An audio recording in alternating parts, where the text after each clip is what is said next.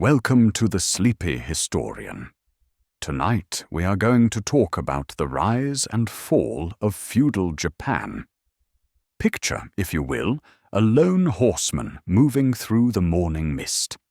His horse's hooves make soft sounds against the wet earth as they cross a field where rice stalks bend in the gentle breeze.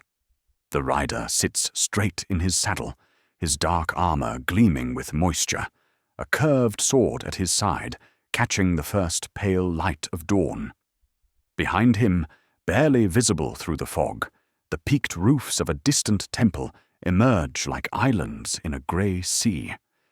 This is Japan in the year 1180, a land balanced on the edge of transformation, where an ancient world of imperial courts and silk-robed nobles is about to give way to something entirely new. The age of the warrior. Our samurai rider moves with purpose, carrying news that will reshape a nation. He bears word that Prince Mochihito has called upon the scattered Minamoto clan to take up arms against the Taira, who have grown too powerful, too comfortable in their control of the imperial court. The message he carries will ignite a war that lasts 5 years and establishes a new order that will endure for 7 centuries. This moment, this single rider in the mist, marks the true beginning of feudal Japan. But to understand how we arrived at this crossroads, we must step back into an earlier time, to the twilight years of the Heian period, when Japan was ruled not by warriors, but by poets and courtiers who had never held a sword.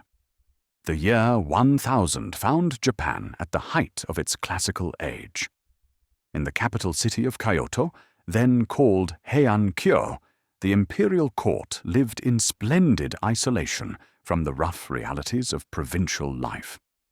Here, in palaces built of unpainted wood and surrounded by meticulously maintained gardens, nobles spent their days composing 31 syllable poems called waka, arranging flowers, and participating in elaborate ceremonies that had been perfected over centuries.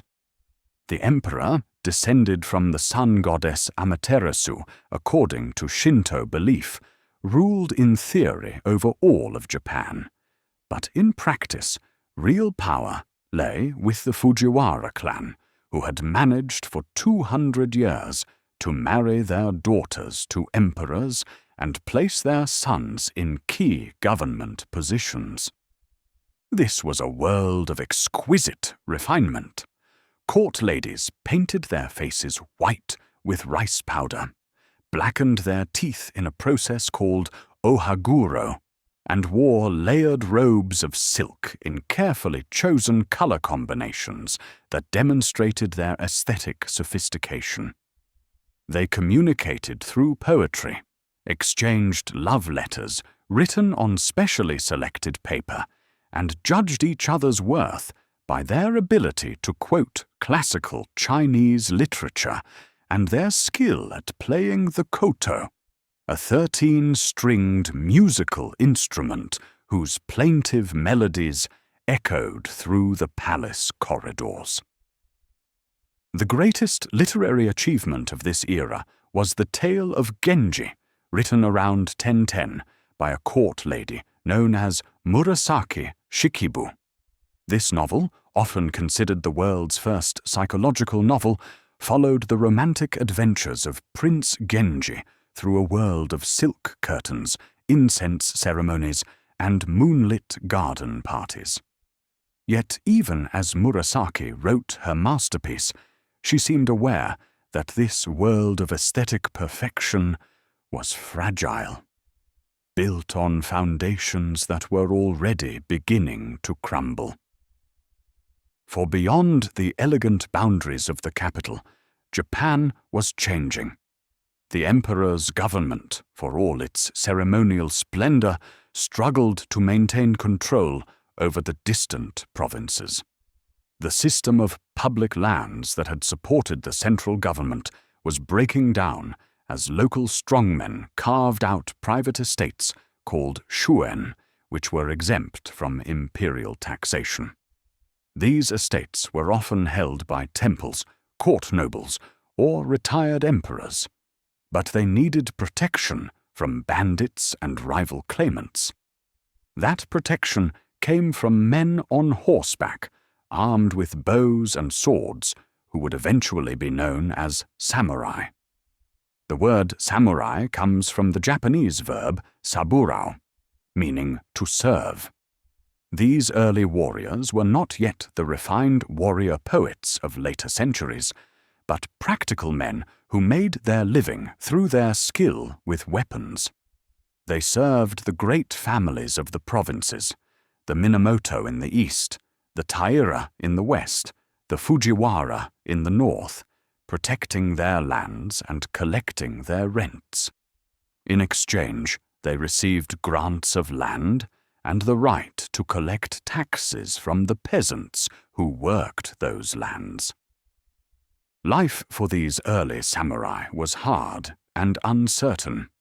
They lived in fortified compounds surrounded by earthen walls and wooden palisades, their homes designed for defense rather than comfort.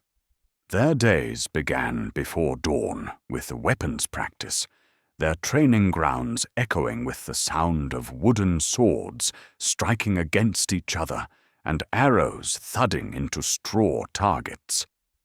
They learned to fight from horseback, using their primary weapon, the asymmetrical composite bow, to strike enemies at distances of up to 300 yards. The curved sword, which would later become the symbol of their class, was at this time still a secondary weapon, used mainly when an archer had exhausted his arrows or when fighting at close quarters. These warriors followed a code of conduct that was still taking shape, drawing from Buddhist concepts of karma and duty, Confucian ideas about loyalty and hierarchy, and indigenous Japanese values of group solidarity and personal honor. They believed that their actions in this life would determine their fate in the next, and that dying honorably in service to their lord was preferable to living in shame. This emerging warrior ethic was reinforced by the Buddhist temples that dotted the Japanese landscape, where monks not only provided spiritual guidance, but often served as administrators, teachers, and sometimes as warriors themselves. The great monastery complexes like Enryakuji on Mount Hiei and Kofukuji in Nara maintained their own armies of warrior monks called Sohei, who fought to protect their institution's interests and territorial rights. These armed monks, with their distinctive naginata pole weapons and their heads shaved in the Buddhist fashion, were formidable opponents who did not hesitate to march on the capital when their interests were threatened. Their very existence demonstrated how thoroughly the old Heian ideal of peaceful, aesthetic government had broken down. As the 11th century progressed, the balance of power in Japan shifted decisively away from the Fujiwara regents and toward the warrior families of the provinces. A series of conflicts, beginning with the earlier 9 Years' War in 1051 and continuing through the later 3 Years' War that ended in 1087, demonstrated that political power now lay with those who could command armed men rather than those who could compose elegant poetry. The hero of these early conflicts was Minamoto no Yoshie, a warrior whose skill with the bow and his generous treatment of his followers earned him the loyalty of samurai throughout the eastern provinces. Yoshie understood that true leadership in this new age required more than just military prowess. It demanded the ability to inspire personal devotion through acts of courage and generosity. After one particularly hard-fought battle, he used his own resources to reward his followers when the court failed to provide adequate compensation, creating bonds of loyalty that would benefit his descendants for generations. Meanwhile, in the western provinces, the Taira clan was building its own power base. Unlike the Minamoto, who remained focused on their eastern strongholds, the Taira developed close connections to the imperial court and the lucrative trade routes that connected Japan to Song dynasty China. Taira ships carried Japanese gold, silver, and crafted goods across the treacherous waters of the East China Sea, returning with Chinese silk, spices, and books that commanded high prices in the Japanese market. This difference in orientation, the Minamoto as eastern land-based warriors, the Taira as western sea-trading courtiers, would eventually lead to their collision. But first, both clans would serve the imperial court in a series of conflicts that revealed the complete bankruptcy of the old Heian system. The crisis came in 1156 with the Hogan disturbance, a succession dispute within the imperial family that quickly drew in the major warrior clans. Retired Emperor Sutoku, supported by the head of the Fujiwara clan and part of the Minamoto and Taira forces, challenged the authority of Emperor Go Shirakawa, who had his own samurai supporters. The fighting was brief but decisive, lasting only a few hours on a single night in July. But its implications were enormous.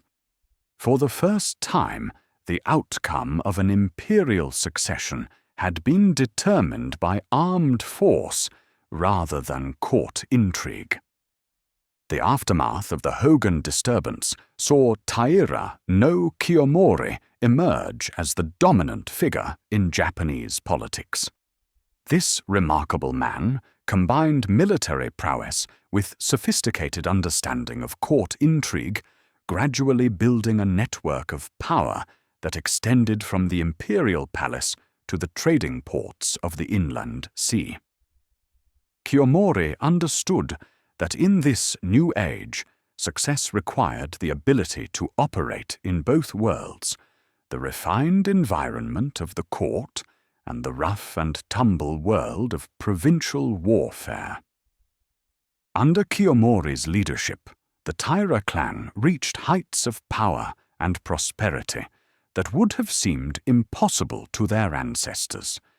They controlled key positions in the imperial government, dominated the lucrative trade with Song China, and built a network of allies that stretched across the archipelago.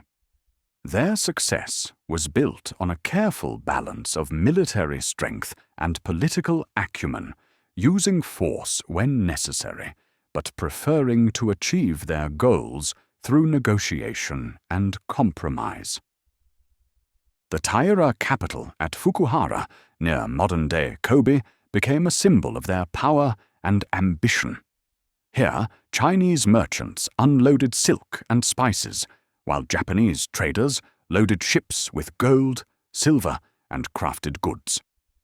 The harbor buzzed with activity as vessels prepared for the dangerous journey across the East China Sea, their holds filled with the products that would finance Taira dominance. The sound of hammers echoed from the shipyards, where craftsmen built the sturdy vessels needed for oceanic trade, while in the markets, merchants speaking Chinese, Korean, and various Japanese dialects haggled over prices and terms of payment. Yet even as they prospered, the seeds of the Taira downfall were being planted in the distant provinces where the Minamoto clan nursed their grievances and waited for their opportunity. The Eastern warriors had never fully accepted Taira dominance, seeing them as court favorites who had forgotten their warrior origins. This resentment was carefully cultivated by Minamoto survivors who had escaped the purges that followed the Hogan and Heiji disturbances, men who waited in mountain strongholds and provincial temples for their chance at revenge. The opportunity came in 1180, when Prince Mochihito, a son of Emperor Go Shirakawa who had been passed over in the succession, issued a call for the Minamoto to take up arms against the Taira. The prince's appeal provided the legal justification that the Minamoto needed, framing their rebellion not as mere clan warfare, but as a righteous effort to restore proper imperial authority. The document that our lone horseman carried through the morning mist was part of this larger call to arms, spreading the word that the time for revenge had finally come. The war that followed would be known as the Genpei War, taking its name from the alternate readings of the Chinese characters for Minamoto, Gen, and Taira, Hei. It was a conflict that would rage for 5 years, from 1180 to 1185, and would determine the future of Japanese governance for centuries to come. Unlike the brief palace coups of the previous generation, this was a true national conflict that drew in warriors from across the archipelago and was fought on battlefields from the northern island of Honshu to the southern waters around Kyushu. The early phase of the war went badly for the Minamoto. Prince Mochihito was killed at the Battle of Uji before he could effectively organize the rebellion, and the initial Minamoto uprisings were quickly suppressed by Taira forces. Many of the eastern warriors who had answered the call to arms found themselves trapped in hopeless positions, their castles surrounded by superior enemy forces. It seemed for a moment that the Taira had weathered the storm and would emerge stronger than ever.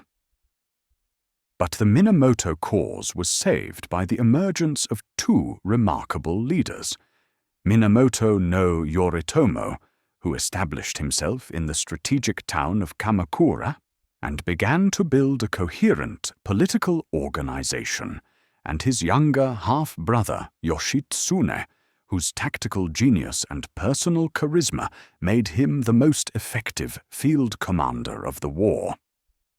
While Yoritomo worked methodically to unite the eastern provinces under his banner, Yoshitsune led lightning campaigns that struck at Taira strongholds across central and western Japan. The contrast between the two brothers reflected different aspects of successful leadership in the new warrior age. Yoritomo was a politician and administrator, a man who understood that lasting victory required not just military success, but the creation of institutions that could maintain order and command loyalty.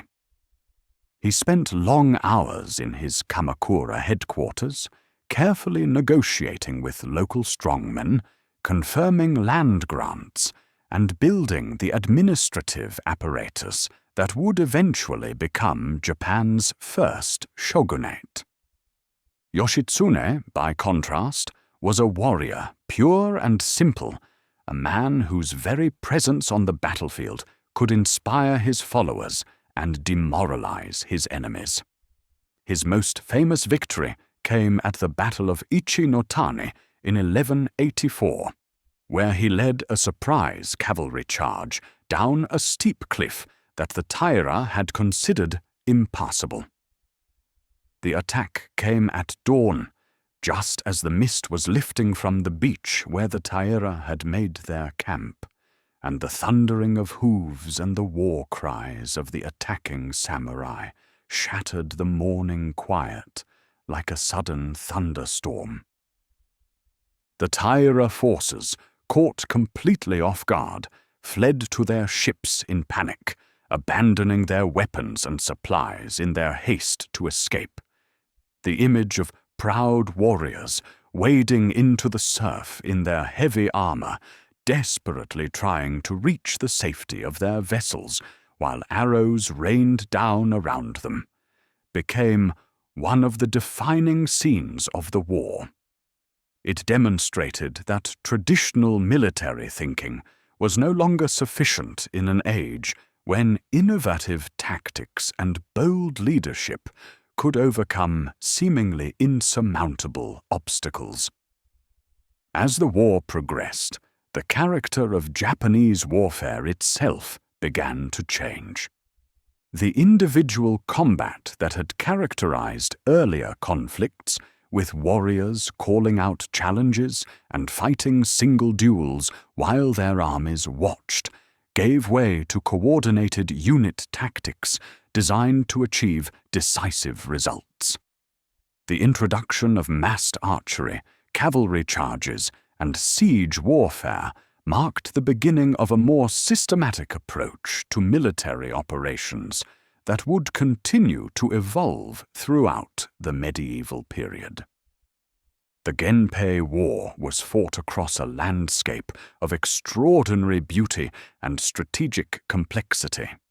The mountainous terrain of central Japan, with its narrow valleys and rushing rivers, favored defensive tactics and made large-scale troop movements difficult. Battles were often decided by the side that could seize and hold key mountain passes or river crossings, forcing their enemies to attack uphill or across open water where they would be vulnerable to archery fire. The inland sea, with its hundreds of islands and hidden coves, became a theater of naval warfare as both sides sought to control the vital shipping routes that connected the different regions of the archipelago. The Taira, with their long experience in maritime trade, initially held the advantage in these waters, but the Minamoto gradually built up their own naval capabilities by allying with local fishing communities and pirate bands who knew every current and tide in the region. The warriors who fought in this conflict were masters of mounted archery, their primary tactical system based on the individual combat skills of heavily armed cavalry. A typical samurai of this period rode to battle on a specially trained war horse, his body protected by elaborate armor made of iron and leather plates bound together with silk cords. This armor, known as o yoroi, was designed to provide maximum protection while allowing the freedom of movement necessary for archery. The plates were often decorated with family crests and religious symbols, turning each warrior into a mobile work of art that proclaimed his identity and allegiances. The samurai's primary weapon was the bow, an asymmetrical composite construction made of bamboo, wood, and sinew that could drive an arrow through armor at considerable distance. These bows, known as yumi, were nearly 7 feet long and required tremendous strength and skill to use effectively. The arrows themselves were carefully crafted objects with points designed for different purposes, some for piercing armor, others for starting fires, still others for sending messages across the battlefield.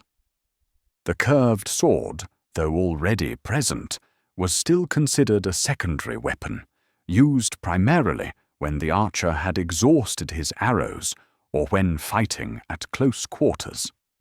These early tachi were longer and more curved than the katana that would become famous in later periods, designed to be worn edge down from a belt rather than thrust through the sash.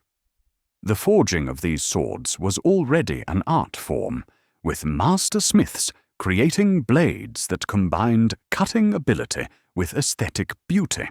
their surfaces displaying the distinctive grain patterns that resulted from the complex folding and heating processes used in their creation. The conduct of warfare in the Genpei period was governed by elaborate codes of honor that emphasized individual prowess and proper behavior. Before a battle, champions from each side would often engage in single combat, their deeds witnessed and recorded by poets and chroniclers who accompanied the armies.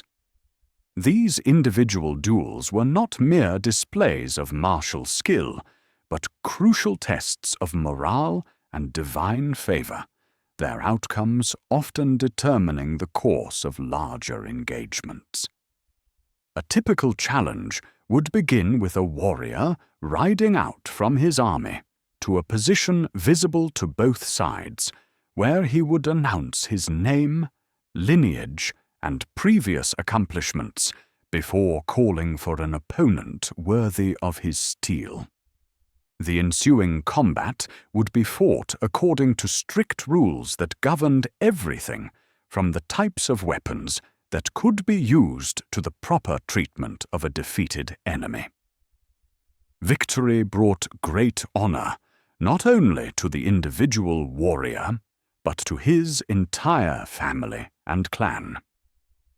The ritualized nature of combat reflected the deep spiritual significance that warriors attached to their profession, viewing each battle as a test of their karma and their worthiness to serve. Buddhist concepts of impermanence and the cycle of death and rebirth provided a framework for understanding the risks of their calling, while Shinto, beliefs about the protective power of ancestral spirits, offered comfort in times of danger. The most famous engagement of the Genpei War was the Battle of Dan no Ura, fought in 1885 in the straits between Honshu and Kyushu.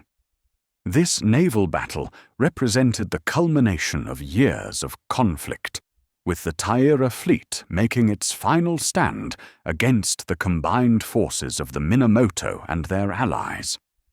The narrow waters of the strait, where powerful tidal currents created treacherous sailing conditions, had been chosen by the Taira as a place where their superior seamanship might give them an advantage over their land-based enemies. The battle began at dawn on a calm spring day, with both fleets arranged in traditional formation across the narrow strait. The Taira ships, their hulls decorated with red banners that gave them the appearance of floating temples, carried the child emperor Antoku and the sacred regalia that symbolized imperial authority. The Minamoto fleet, flying white banners that stood out starkly against the blue water, was larger but less experienced in naval warfare.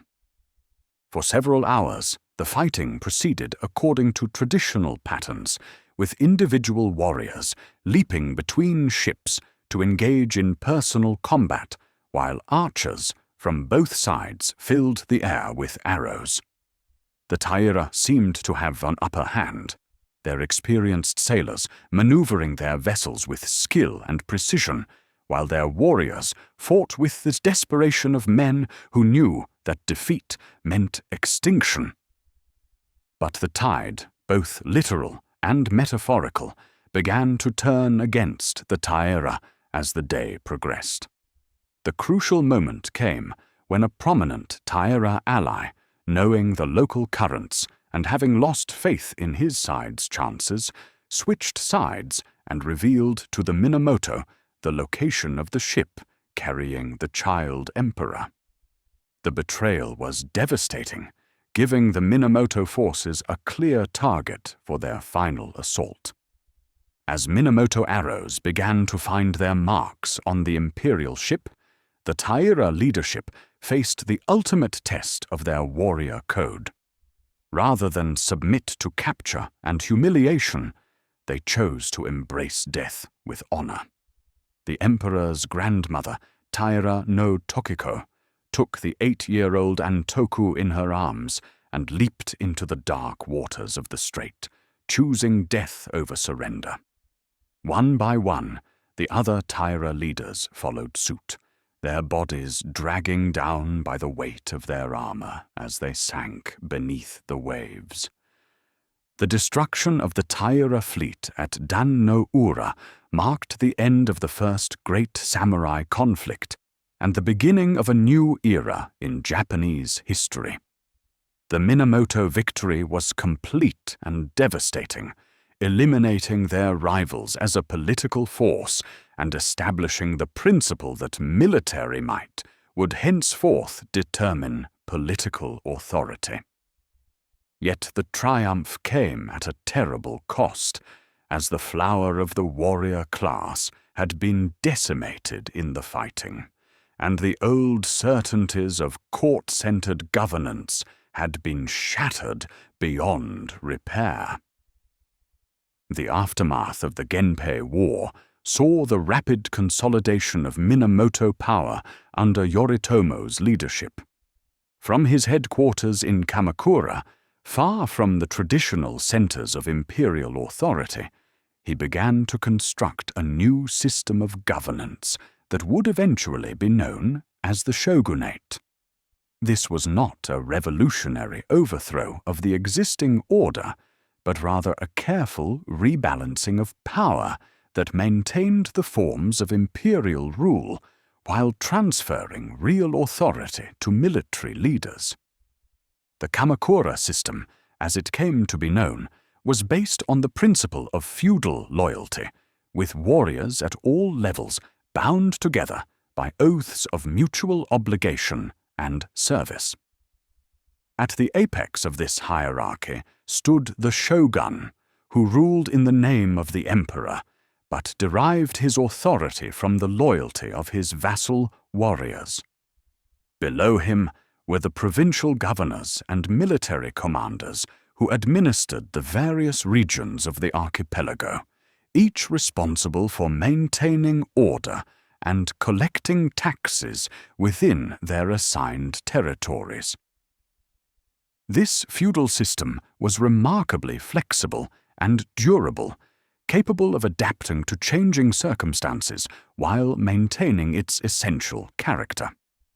The key to its success lay in the personal bonds between lord and vassal, relationships that were cemented by elaborate ceremonies and reinforced by constant interaction. A samurai's loyalty to his lord was not merely a matter of legal obligation, but a sacred trust that defined his identity and his place in the world. The establishment of the Kamakura shogunate marked the beginning of what historians call the medieval period in Japanese history, a time when warrior values and institutions would dominate the political landscape.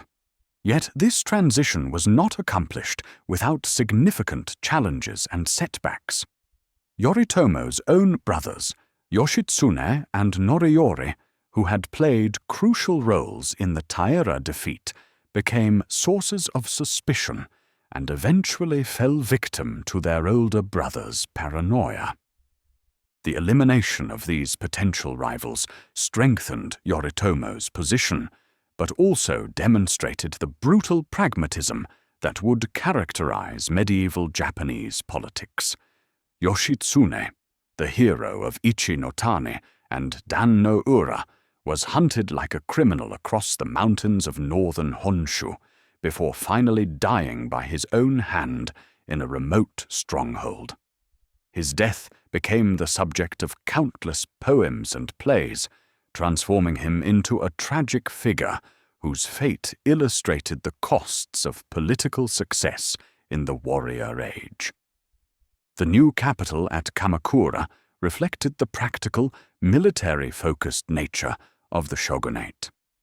Unlike the elaborate palaces and gardens of Kyoto, Kamakura was a working city, its streets filled with the sounds of armor-smiths and swordsmiths, its buildings designed for function rather than beauty. The shogun's residence, while impressive, was essentially a fortified compound that could be defended against attack.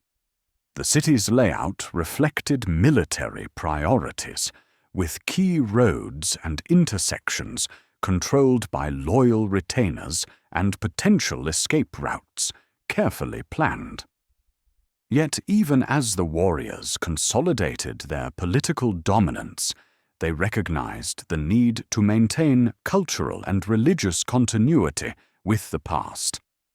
The Kamakura period saw a remarkable flowering of Buddhist art and architecture as the new rulers sought to legitimize their authority through patronage of religious institutions.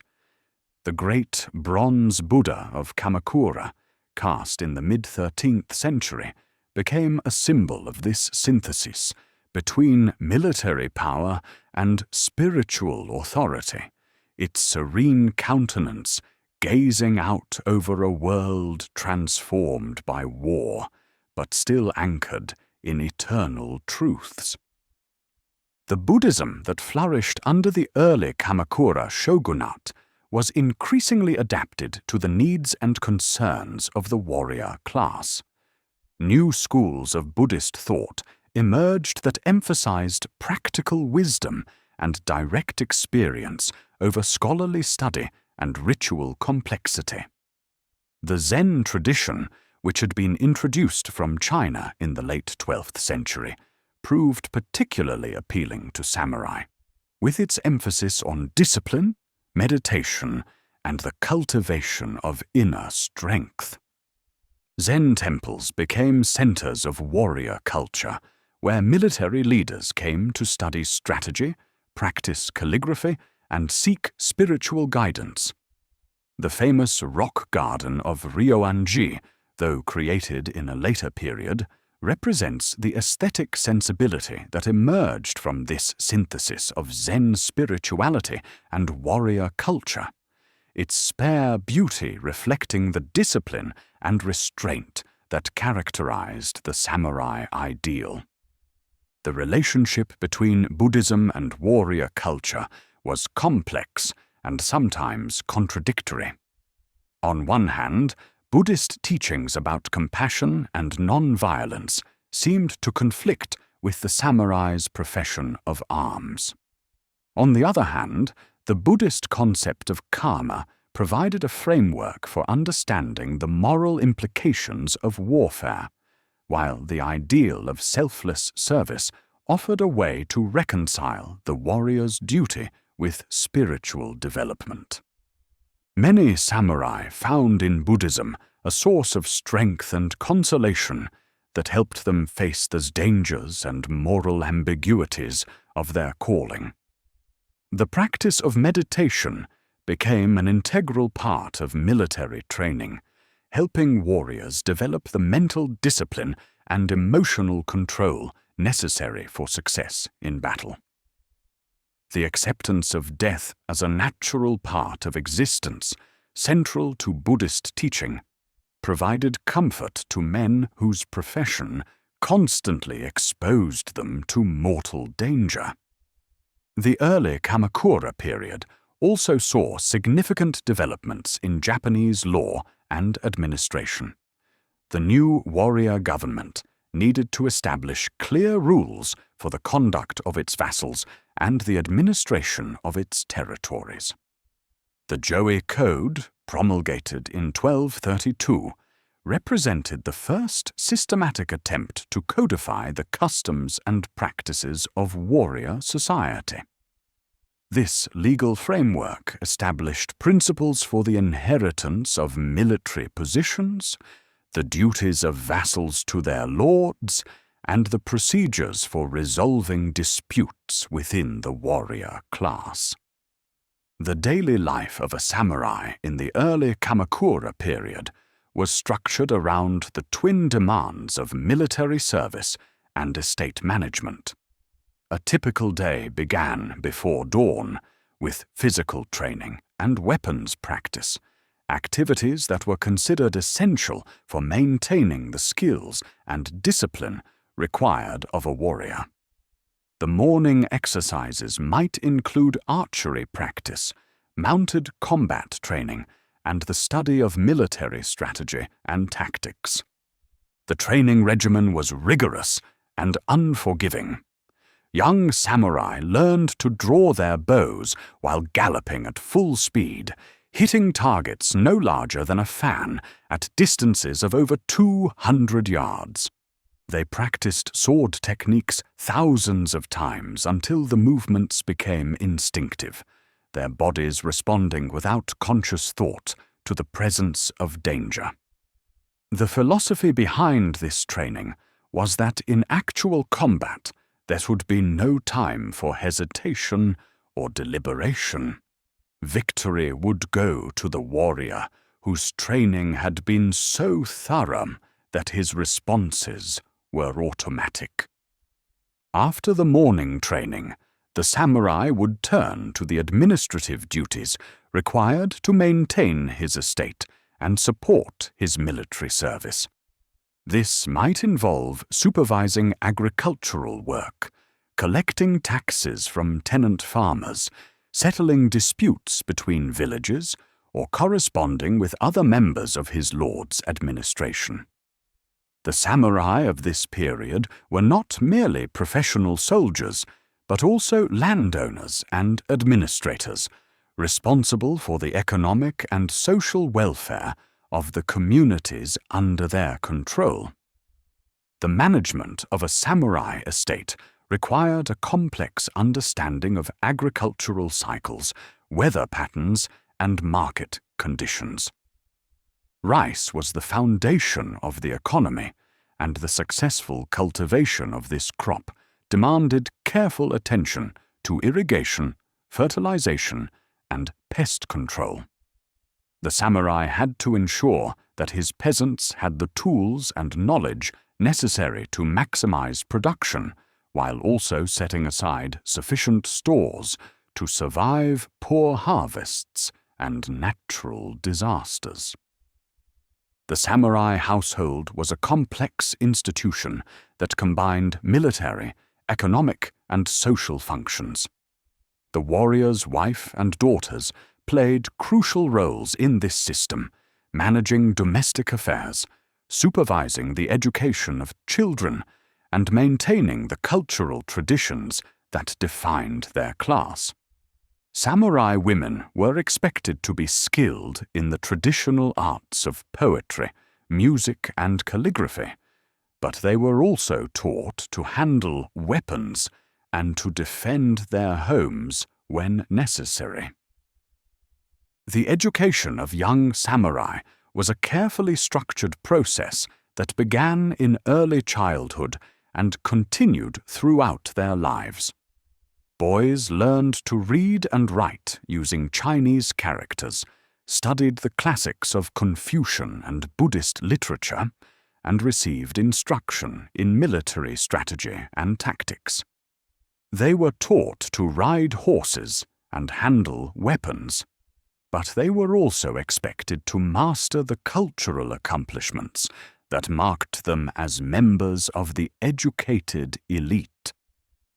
The curriculum included the study of history, particularly the military campaigns and heroic deeds of famous warriors from the past. These stories served not only as entertainment, but as moral instruction, providing examples of proper conduct and inspiring young samurai to live up to the standards set by their predecessors. The tale of the Heike, which recounted the rise and fall of the Taira clan, became a central text in samurai education.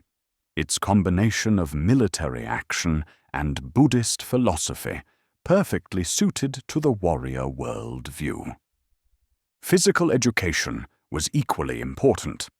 Young samurai learned to swim in full armor, to scale walls and cliffs, and to move silently through forests and across open ground. They were taught to read the signs of weather and season, to navigate by the stars, and to survive in the wilderness with minimal equipment.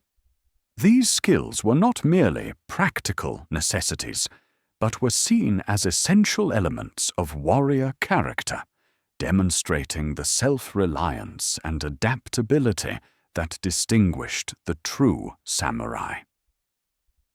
The religious life of the Kamakura period was characterized by both continuity and innovation. The great temples and monasteries that had been established during the Nara and Heian periods continued to play important roles in Japanese society, serving as centers of learning, art, and spiritual guidance. At the same time, new forms of Buddhist practice emerged that were better suited to the needs of the warrior class and the common people.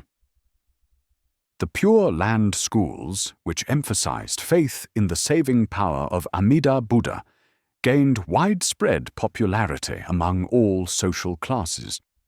This form of Buddhism offered the promise of salvation through simple faith rather than complex philosophical understanding, making it accessible to illiterate peasants and busy warriors alike.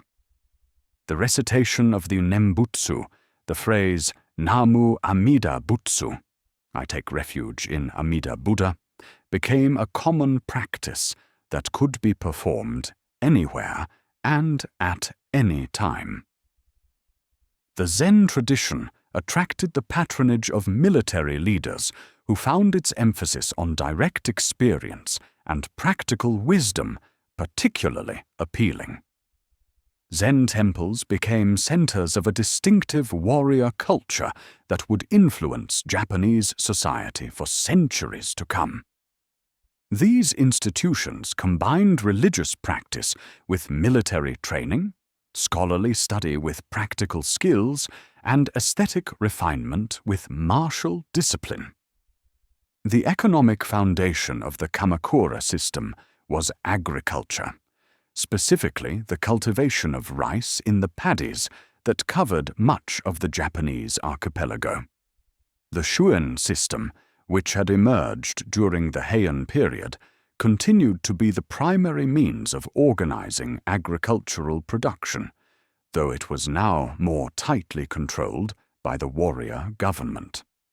The samurai who held these estates were responsible for maintaining the irrigation systems, supervising the planting and harvesting of crops, and collecting the taxes that supported the military establishment. The relationship between the warrior class and the peasantry was complex and varied considerably from region to region.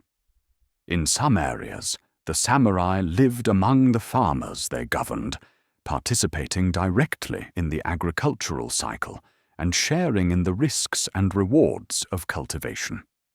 In others, they maintained their residences in fortified compounds and exercised their authority through bailiffs and administrators. Regardless of the specific arrangements, the system depended on the productivity of the peasant farmers, whose labor provided the surplus that supported the warrior elite. The technological innovations of the Kamakura period reflected the practical needs of both military and agricultural life. Improvements in metallurgy led to better weapons and tools, while advances in engineering made possible more sophisticated irrigation systems and defensive fortifications. The introduction of new crops and farming techniques, often learned from Chinese sources, helped increase agricultural productivity and support a growing population. The Kamakura period also saw significant developments in Japanese craft production and trade. The demand for weapons and armor created by the warrior government stimulated the development of metalworking industries, while the need for horses and military equipment encouraged trade with other regions of Asia. The ports of Kamakura and Hakata became centers of international commerce, with merchants from China, Korea, and Southeast Asia bringing goods to exchange for Japanese products. The consolidation of warrior rule during the early Kamakura period was not without its challenges. The death of Yoritomo in 1199 led to a succession crisis that threatened to tear apart the fragile political structure he had created. The solution that emerged was the establishment of the Hojo Regency, a system in which the real power was exercised by the hereditary ministers who served the nominally ruling shoguns. This arrangement, while effective in maintaining stability, also demonstrated the continued importance of behind-the-scenes political maneuvering in Japanese governance. The Hojo regents proved to be skilled administrators who strengthened and refined the Kamakura system during their 2 centuries of rule.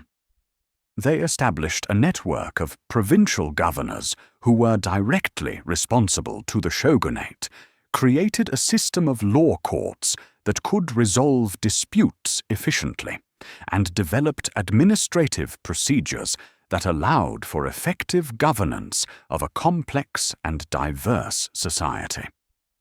Under their leadership, the Kamakura shogunate reached its zenith of power and influence. The success of the Hojo Regency was tested by the greatest external threat that medieval Japan would face, the Mongol invasions of 1274 and 1281. These attacks, launched by Kublai Khan from his bases in China and Korea, represented the first serious attempt by a foreign power to conquer the Japanese archipelago. The Mongol forces that arrived on the shores of Kyushu were unlike anything the Japanese had previously encountered. Combining Chinese military technology with Mongol tactical innovation and Korean naval expertise. The first invasion in 1274 caught the Japanese defenders off guard. The Mongol forces, numbering perhaps 30,000 men, transported in over 900 ships, landed at Hakata Bay on the island of Kyushu and quickly established a beachhead. Their military tactics were fundamentally different from those employed by Japanese warriors, emphasizing mass formations, coordinated attacks, and the use of gunpowder weapons that had never before been seen in Japan. The Mongol army was a cosmopolitan force that reflected the vast extent of Kublai Khan's empire. Chinese engineers operated the catapults and siege engines that battered Japanese fortifications, while Mongol cavalry provided the shock troops that broke through defensive lines. Korean sailors navigated the treacherous waters around Kyushu, their knowledge of local tides and currents proving invaluable in landing operations. The diversity of the attacking force, with its multiple languages and military traditions, created logistical challenges, but also provided tactical advantages that the Japanese found difficult to counter. The weapons employed by the Mongol forces were revolutionary by Japanese standards. The explosive shells fired by their catapults created terror among defenders who had never experienced the psychological impact of gunpowder weapons. The crossbows used by Chinese infantry could penetrate Japanese armor at ranges that made traditional archery ineffective. Most significantly, the Mongol emphasis on unit cohesion and coordinated tactics challenged the individual combat traditions that had dominated Japanese warfare since the Genpei War.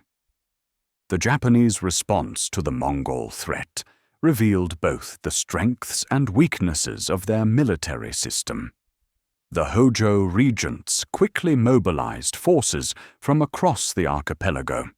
demonstrating the effectiveness of their administrative network and the loyalty of their vassals. Thousands of samurai converged on Kyushu, bringing with them the weapons and equipment that had been accumulated over generations of internal warfare. The sight of these warriors, with their distinctive armor and weapons, must have been impressive even to enemies accustomed to the military spectacles of the Mongol Empire. Yet the coordination of these forces proved difficult, as the individualistic warrior culture that had developed during the Kamakura period was not well suited to the demands of large-scale defensive operations. Samurai were accustomed to fighting in small groups under the direct leadership of their immediate lords, not as part of vast armies directed by distant commanders.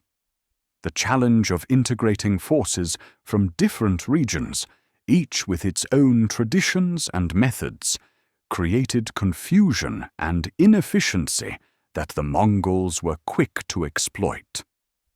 The first Mongol invasion was ultimately repelled, though not entirely through Japanese military efforts. A typhoon struck the Mongol fleet as it lay at anchor off the Kyushu coast, sinking many ships and forcing the invaders to withdraw with heavy losses. This divine intervention, as it was perceived by the Japanese, was interpreted as evidence of the gods' protection of their sacred land. The concept of Japan as a divine country, protected by the kami and blessed by the Buddha, was reinforced by this experience and would remain a powerful element in Japanese consciousness for centuries to come. The threat of a second invasion prompted the Hojo regents to undertake massive defensive preparations. Stone walls were built along the coastline where the Mongols were expected to land, creating fortified positions that could channel attacking forces into killing zones. These walls, some of which still stand today, were engineering marvels that required the coordinated labor of thousands of workers over several years. The construction effort demonstrated the organizational capabilities of the Kamakura government and the willingness of the Japanese people to sacrifice for the defense of their homeland. The military organization was reformed to emphasize collective defense rather than individual prowess, with samurai units trained to fight as coordinated formations. This represented a fundamental shift in Japanese military thinking, moving away from the heroic individual combat that had characterized the Genpei War toward the mass tactics that would dominate later periods. New weapons were developed or imported, including improved bows, crossbows, and the first primitive firearms that would eventually revolutionize Japanese warfare.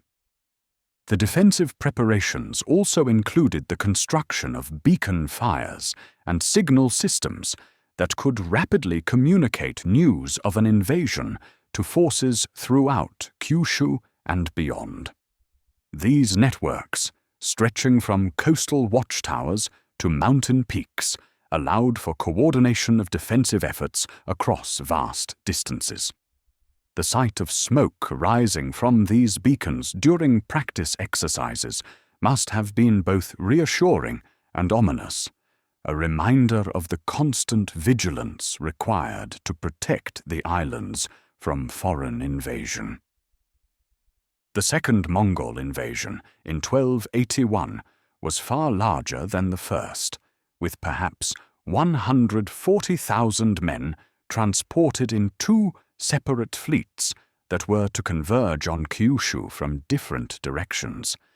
The scale of this undertaking dwarfed any previous military operation in East Asian history, requiring the mobilization of resources from across the Mongol Empire. The invasion force included not only Mongol and Chinese troops, but also Korean sailors, Jurchen cavalry, and even some European mercenaries who had joined the Mongol armies during their westward expansion. The Japanese defenders, better prepared and more effectively organized than 7 years earlier, put up fierce resistance from behind their defensive walls. The fighting was brutal and prolonged, with neither side able to achieve a decisive advantage for several weeks. The samurai had learned from their previous encounter with Mongol tactics and adapted their fighting methods accordingly, using coordinated archery volleys and defensive formations that neutralized many of the invaders' advantages. The siege warfare that characterized much of the 1281 invasion was unlike anything previously seen in Japan. The Mongol forces, equipped with sophisticated siege engines and explosive devices, pounded the Japanese fortifications, while samurai defenders replied with arrows and stones. The sound of the bombardment, echoing across the water from the beaches where the fighting raged, must have been audible for miles inland, a constant reminder of the life and death struggle taking place on the coast. Once again, however, natural forces intervened in the conflict. A massive typhoon, even more destructive than the storm of 1274, struck the Mongol fleet and destroyed much of the invasion force. The survivors, scattered across the waters around Kyushu, were systematically hunted down and killed by Japanese forces. This second divine wind, or kamikaze, was seen as even more conclusive proof of Japan's divine protection, creating a mythology of invincibility that would influence Japanese thinking about foreign threats for centuries to come. The successful defense against the Mongol invasions had profound consequences for Japanese society and culture. The warrior class, which had proven its worth in defending the homeland against the most powerful empire in the world, gained even greater prestige and authority.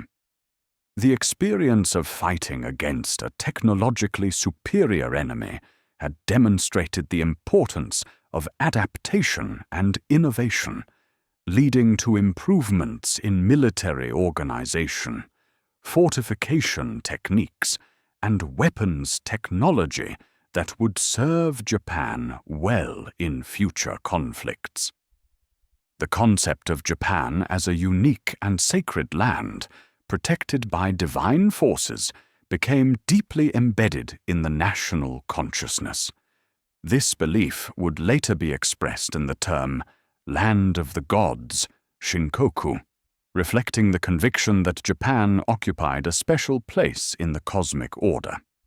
The successful repulsion of the Mongol invasions became a foundational myth that would be invoked during times of crisis and foreign threat throughout Japanese history.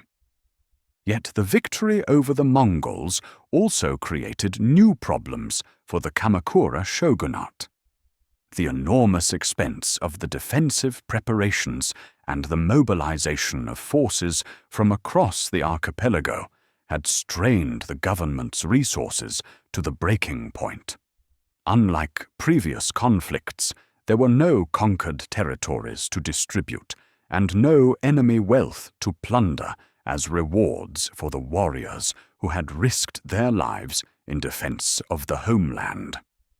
The resulting financial crisis contributed to growing discontent among the warrior class and weakened the foundation of Hojo rule. The economic disruption caused by the Mongol invasions extended far beyond the immediate costs of defense. The constant threat of attack had disrupted trade routes and agricultural production, particularly in western Japan, where the invasions had taken place. Many samurai had neglected their estates while serving in the defense forces, leading to reduced agricultural output and decreased tax revenues. The cumulative effect of these problems created a spiral of economic decline that the Kamakura government struggled to address. The cultural impact of the Mongol invasions was equally significant. The threat of foreign conquest had forced the Japanese to confront their own identity and values in new ways. The experience of fighting against enemies who did not share their cultural assumptions about warfare and honor had challenged traditional beliefs about the superiority of Japanese methods and values. At the same time, the ultimate victory had reinforced traditional beliefs about divine protection and cultural superiority, creating a complex legacy that would influence Japanese attitudes toward the outside world for generations. The period following the Mongol invasions saw the emergence of new forms of Buddhist practice that reflected the changing needs and concerns of Japanese society. The Nichiren school, founded by a charismatic monk who preached the exclusive veneration of the Lotus Sutra, appealed to those who sought a more activist and nationalistic form of Buddhism. Nichiren's teachings emphasized the special role of Japan in the Buddhist cosmos and the need for religious and political unity in the face of foreign threats. The various Pure Land schools continued to gain followers among both the warrior class and the common people, offering the promise of salvation through faith in Amida Buddha, rather than through complex philosophical understanding or rigorous practice. These schools were particularly attractive to those who had witnessed the horrors of war and sought comfort in the promise of a peaceful afterlife. The Nembutsu, the simple invocation of Amida's name, could be recited even in the midst of battle, providing spiritual solace to warriors facing death.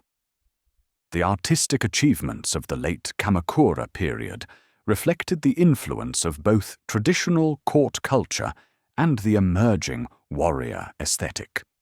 Sculpture reached new heights of realism and emotional expression, with artists creating works that combined technical mastery with deep spiritual feeling.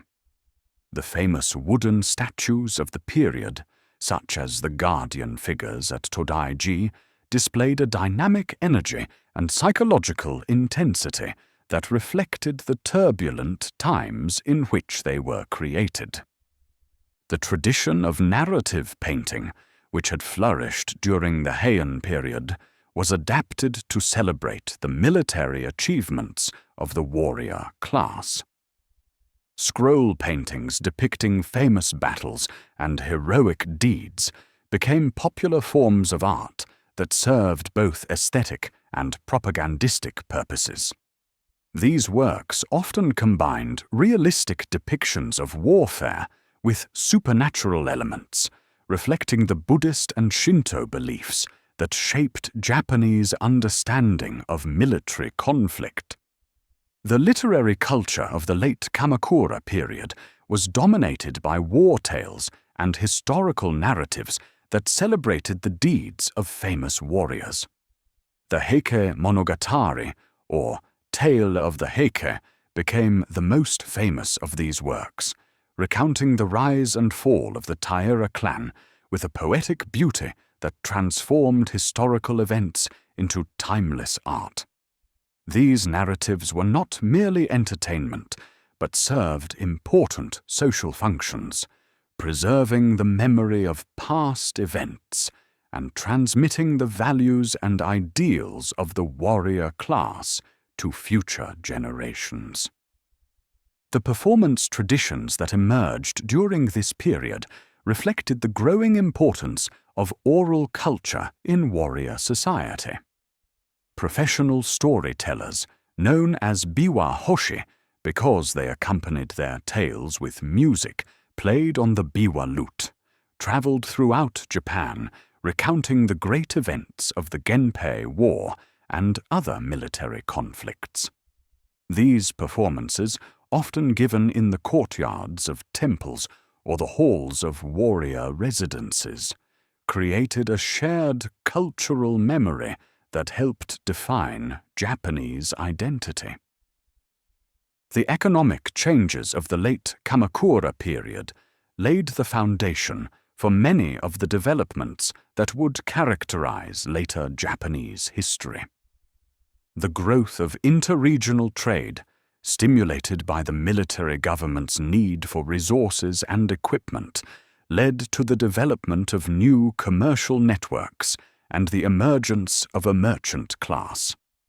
Markets began to appear in temple precincts and castle towns, creating centers of economic activity that would eventually challenge the agricultural basis of medieval society. The increasing monetization of the economy, driven by the need to pay for military expenses and administrative costs, began to transform social relationships and challenge traditional patterns of authority. Chinese copper coins, imported through trade, became the standard medium of exchange, replacing the barter systems that had previously dominated local commerce. This shift toward a money economy created new opportunities for economic advancement, but also increased economic inequality and social tension. The position of women in late Kamakura society reflected the changing nature of warrior culture and the increasing emphasis on military values. Among the warrior elite, women's rights to inherit property and military positions became more restricted as the system of primogeniture was strengthened to maintain the coherence of military units. However, women continued to play important roles in estate management and cultural life, and some achieved positions of considerable influence through their connections to powerful men. The education of women from samurai families emphasized both cultural accomplishments and practical skills. They were expected to be proficient in poetry, calligraphy, and music, but they were also taught to manage households, supervise servants, and defend their homes when necessary. The ideal samurai woman was one who could maintain the cultural traditions of her family while also providing practical support for her husband's military career. The decline of the Kamakura shogunate began in the early 14th century, as the financial strains of the Mongol defense combined with other factors to weaken the Hojo regency. The system of rewards and obligations that had held the warrior class together for over a century began to break down as economic pressures mounted and traditional loyalties were tested by changing circumstances. The emergence of powerful regional lords who could challenge the authority of the central government created new sources of instability and conflict.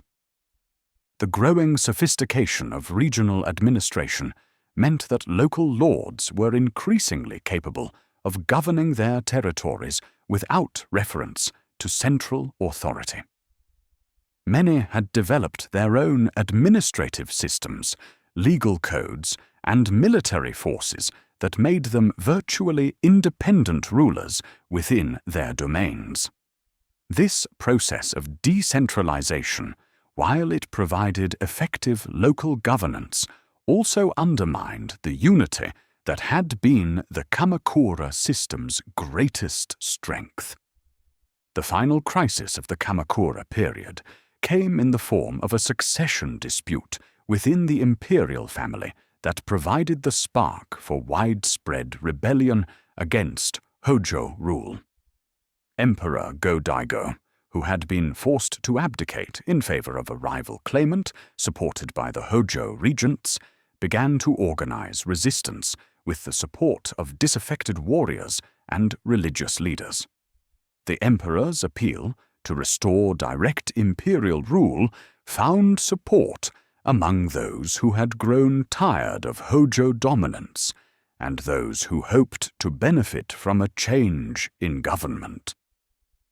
The resulting conflict, known as the Genpei War, began in 1331 and would ultimately lead to the fall of the Kamakura shogunate and the establishment of a new political order. The war was characterized by shifting alliances and complex political maneuvering, as various factions sought to position themselves advantageously in the emerging new order. The most significant defection came when Ashikaga Takauji, a powerful eastern lord who had initially supported the Hojo, switched sides and led his forces against Kamakura itself. The fall of Kamakura in 1333 marked the end of Japan's first warrior government and the beginning of a period of political experimentation that would ultimately lead to the establishment of the Ashikaga shogunate. The destruction of the city, with its temples, palaces, and administrative buildings, symbolized the passing of an era and the beginning of something entirely new. The Hojo regents, faced with inevitable defeat, chose to die by their own hands rather than submit to their enemies, following the warrior code that they had helped to define.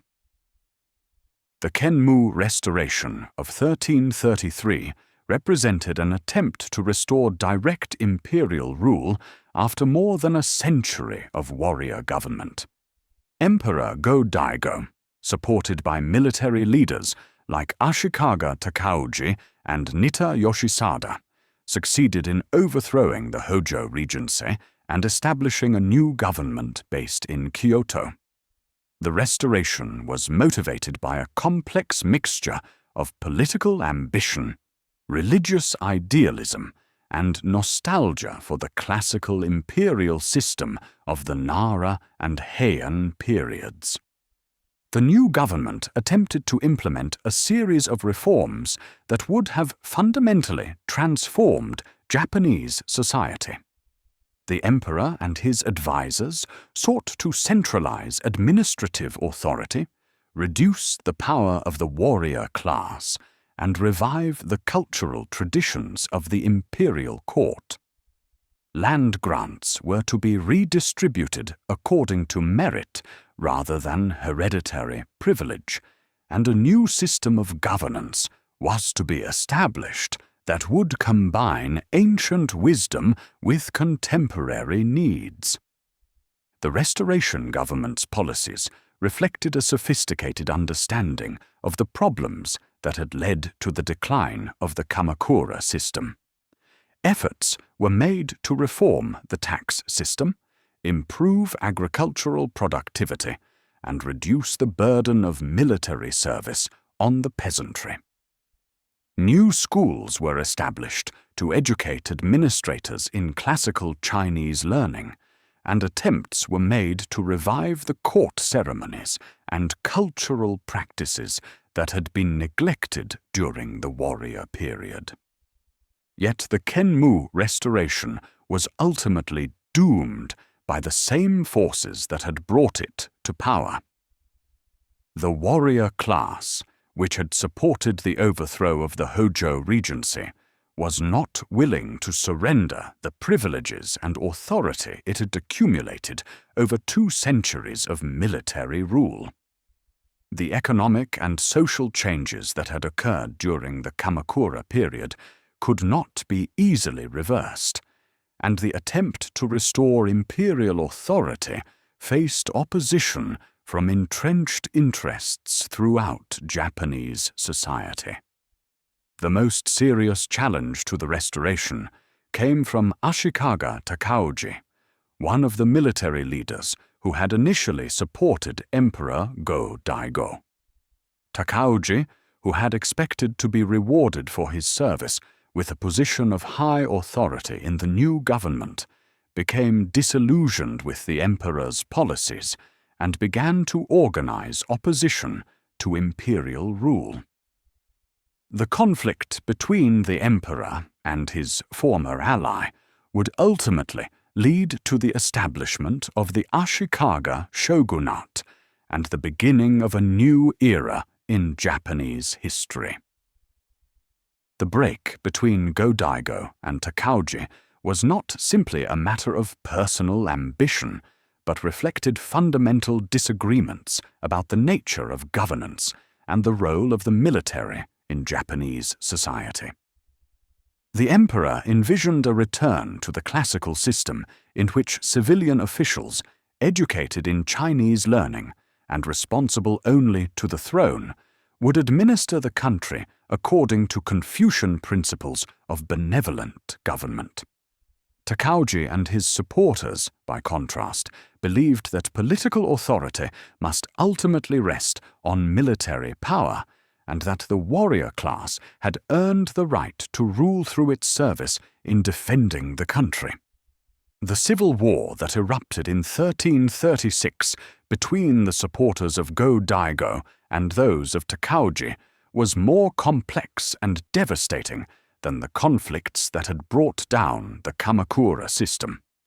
Both sides commanded significant military resources and had legitimate claims to political authority, creating a situation in which neither could achieve quick victory. The fighting spread throughout the archipelago, drawing in regional lords who saw opportunities to advance their own interests in the chaos of civil conflict. The establishment of the Ashikaga shogunate in 1338 marked the beginning of a new phase in Japanese political development. Unlike the Kamakura system, which had maintained a clear separation between the imperial court in Kyoto and the military government in Kamakura, the new shogunate was based in Kyoto itself, in the Muromachi district that would give its name to the entire period. This proximity to the imperial court created opportunities for cultural synthesis, but also increased the potential for political conflict. The Ashikaga period, which lasted from 1336 to 1573, was characterized by both cultural flowering and political instability. The new shoguns attempted to combine the military authority of the Kamakura system with the cultural sophistication of the imperial court, creating a unique political and cultural environment that would produce some of the greatest achievements in Japanese art and literature. Yet this synthesis was always fragile, undermined by the competing claims of imperial and military authority and the centrifugal forces that pulled regional lords away from central control. The early Ashikaga shoguns were great patrons of the arts, supporting the development of new forms of artistic expression that reflected the changing nature of Japanese society. The No theatre, which emerged during this period under the patronage of Shogun Ashikaga Yoshimitsu, combined elements of dance, music, and poetry into a sophisticated dramatic form that would influence Japanese culture for centuries. The plays, often based on classical literature or historical events, were performed on simple stages with minimal scenery, relying on the skill of the actors and the imagination of the audience to create their effects. The development of No theatre reflected the aesthetic preferences of the Ashikaga court, which favored subtlety and suggestion over direct representation.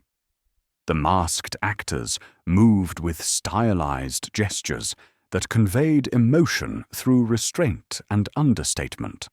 their performances guided by principles of ma, or meaningful silence, that created space for contemplation and reflection. The audiences for these performances were typically members of the warrior elite and the imperial court, who possessed the cultural knowledge necessary to appreciate the complex literary and historical allusions embedded in the plays. The aesthetic philosophy that emerged during the Ashikaga period emphasized the beauty of imperfection and impermanence, concepts that were deeply rooted in Buddhist teaching but found new expression in Japanese art and culture. This philosophy, later known as wabi-sabi, celebrated the natural processes of aging and decay, finding beauty in rust, weathering, and asymmetry.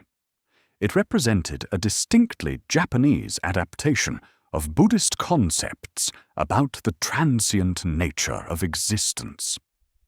The tea ceremony, which reached its mature form during this period, embodied many of these aesthetic and philosophical principles. What had begun as a simple method of preparing and serving tea was transformed by Japanese practitioners into a complex ritual that emphasized harmony, respect, purity, and tranquility. The ceremony took place in specially designed rooms that reflected the principles of wabi-sabi, with rough-textured walls, asymmetrical arrangements, and natural materials that showed the marks of age and use. The tea master became a figure of great cultural importance, someone who could guide participants through the complex choreography of the ceremony and help them achieve a state of spiritual calm. The most famous of these masters was Sen no Rikyu, who served the military leaders Oda Nobunaga and Toyotomi Hideyoshi and elevated the tea ceremony to the level of high art. His emphasis on simplicity and naturalness influenced not only the tea ceremony, but Japanese aesthetics more generally. The architectural achievements of the Ashikaga period reflected the synthesis of warrior and court cultures that characterized the era. The Golden Pavilion, or Kinkakuji, built by Shogun Ashikaga Yoshimitsu in the late 14th century, exemplified this aesthetic fusion. The building's 3 stories represented different architectural styles, from the simple warrior residence of the first floor to the elaborate aristocratic design of the second floor to the Zen temple architecture of the third floor. The entire structure was covered in gold leaf and reflected in the surrounding pond, creating an image of ethereal beauty that seemed to float between earth and sky. The gardens that surrounded buildings like the Golden Pavilion were works of art in themselves, carefully designed landscapes that combined natural and artificial elements into harmonious compositions. These gardens were not mere decorative spaces, but philosophical statements about the relationship between human beings and the natural world. They incorporated principles of asymmetry, borrowed scenery, and seasonal change that reflected the Buddhist understanding of impermanence and the Shinto reverence for natural forces. The famous rock garden of Ryoanji, created during the late 15th century, represents the ultimate expression of this garden aesthetic. The garden consists of 15 carefully arranged stones set in a bed of raked white gravel, with no trees, flowers, or water to distract from the essential relationship between stone and a space. The arrangement is designed so that no matter where the viewer stands, at least one stone is always hidden from view, creating a sense of incompleteness that invites contemplation and reflection. The cultural achievements of the early Ashikaga period were made possible by the political stability and economic prosperity that characterized the first century of the new shogunate. The Ashikaga shoguns succeeded in maintaining a delicate balance between the various factions within the warrior class, using a combination of military strength, diplomatic skill, and cultural patronage to maintain their authority. The system of provincial governors that they established allowed for effective local administration while maintaining central control over key resources and strategic locations. The economic foundation of Ashikaga rule was based on the continued development of agriculture and the significant growth of interregional trade. The shogunate actively promoted commercial activity, recognizing that economic prosperity was essential for political stability. New markets were established in major cities. Roads and waterways were improved to facilitate transportation, and standardized weights and measures were introduced to reduce transaction costs. The result was a period of unprecedented economic growth that benefited all levels of society. The growth of trade during the Ashikaga period was facilitated by improvements in transportation and communication. New roads were built connecting major cities and castle towns, while existing routes were improved with better bridges and rest stations. The development of a system of official messengers allowed for rapid communication across long distances, enabling the coordination of commercial and political activities on a national scale. The emergence of a merchant class during this period represented a significant social development that would have lasting consequences for Japanese society. These merchants, many of whom had begun as small traders serving local markets, gradually expanded their operations to encompass regional and even international trade. Some became wealthy enough to challenge the traditional supremacy of the warrior and court classes, using their economic power to gain political influence and social recognition. The religious landscape of the Ashikaga period was characterized by both continuity and innovation. The established Buddhist schools continued to maintain their influence, particularly among the elite classes, while new forms of popular Buddhism emerged that appealed to ordinary people. The Zen tradition, which had been introduced during the Kamakura period, reached its full flowering under Ashikaga patronage, with great masters developing new approaches to meditation and enlightenment that would influence Japanese culture for centuries.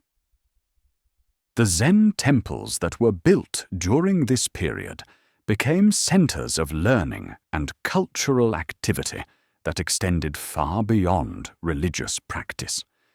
These institutions maintained schools where young men could receive education in literature, philosophy, and the arts, libraries where important texts were preserved and copied, and workshops where skilled craftsmen created objects of beauty and utility. The temple complexes were also centers of technological innovation, where new techniques in agriculture, manufacturing, and construction were developed and disseminated. The influence of Zen Buddhism on Japanese culture during the Ashikaga period was profound and lasting. The Zen emphasis on direct experience and intuitive understanding complemented the warrior's need for quick decision-making and decisive action. The practice of meditation helped warriors develop the mental discipline and emotional control that were essential for success in battle, while the Zen aesthetic of simplicity and naturalness influenced everything from architecture to poetry to the martial arts. The martial arts themselves underwent significant development during the Ashikaga period, evolving from practical military skills into sophisticated systems of physical and spiritual training.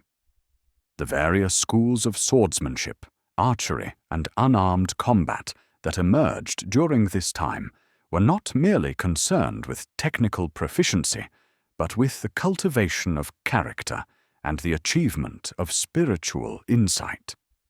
The greatest masters were revered not only for their fighting skills, but for their wisdom and moral authority.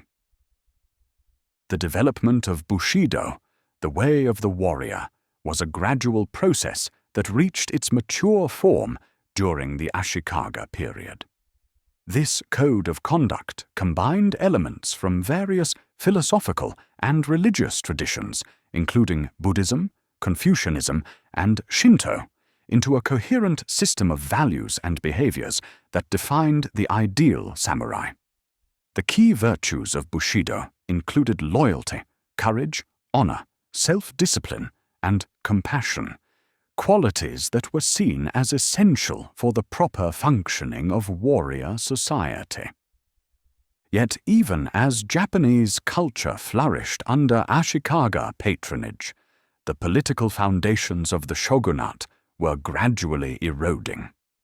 The system of centralized control that had been established by the early shoguns proved difficult to maintain as regional lords accumulated power and resources. The costs of maintaining the elaborate court culture in Kyoto placed increasing strains on the government's finances, while the growing independence of provincial governors reduced the shogunate's ability to collect taxes and enforce its authority. The crisis that would ultimately destroy the Ashikaga system began in 1467 with the outbreak of the Onin War, a succession dispute that escalated into a devastating civil conflict. The war began as a disagreement over who should succeed Shogun Ashikaga Yoshimasa, but it quickly drew in powerful regional lords who saw opportunities to advance their own interests. The fighting, which lasted for 10 years and devastated the capital city of Kyoto, marked the beginning of the Sengoku Jidai, or Warring States period, an era of constant conflict that would last for over a century. The Onin War represented a watershed moment in Japanese history, marking the collapse of centralized authority and the beginning of an era in which power would be determined primarily by military strength.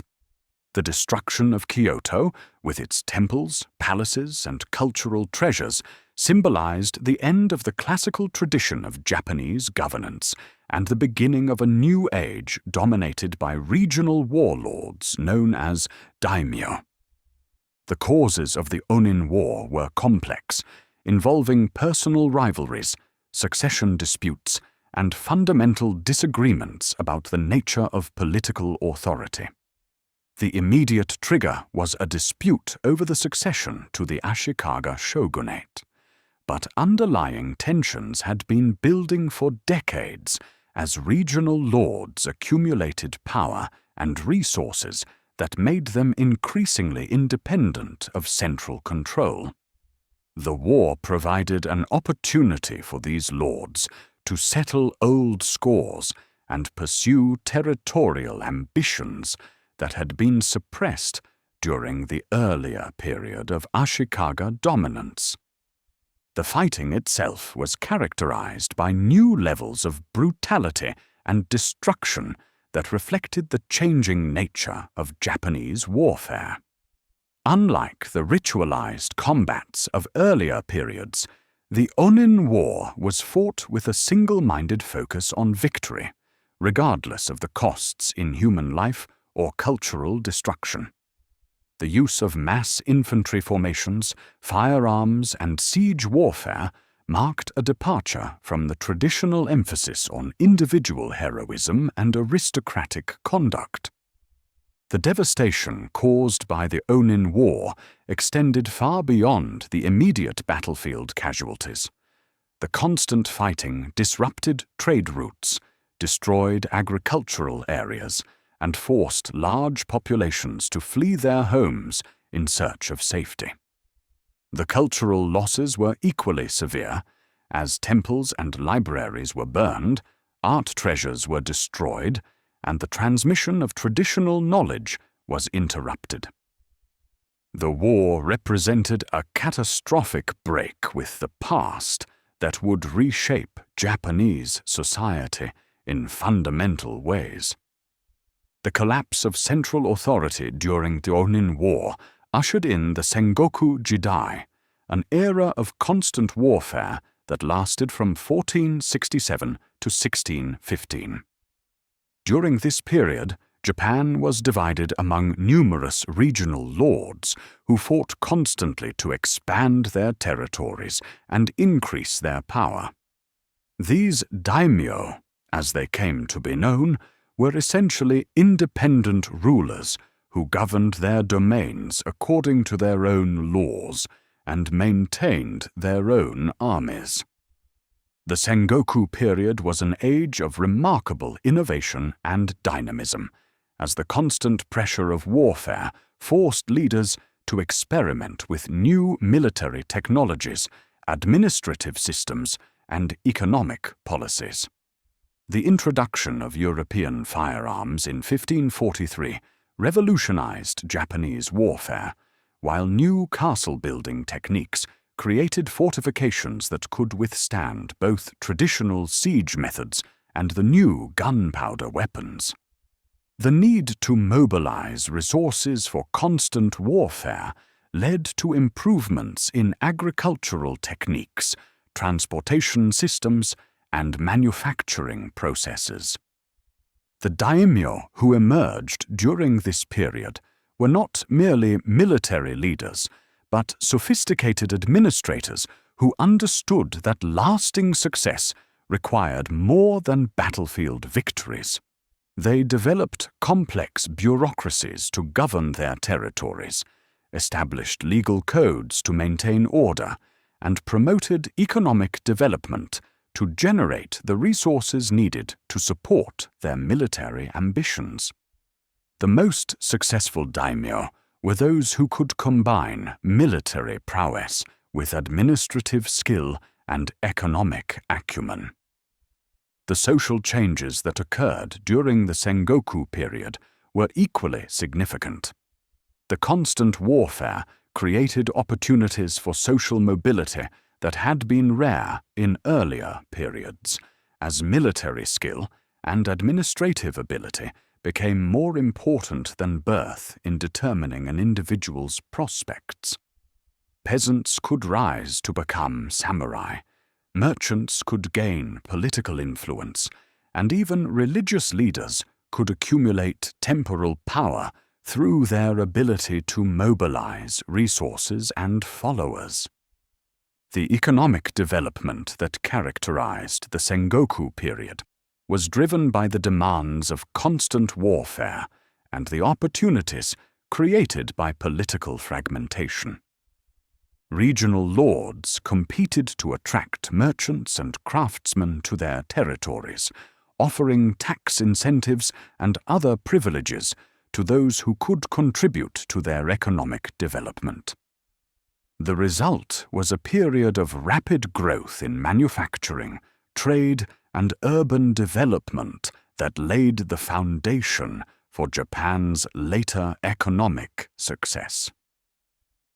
The technological innovations of the Sengoku period extended beyond military applications to include improvements in agriculture, transportation, and manufacturing.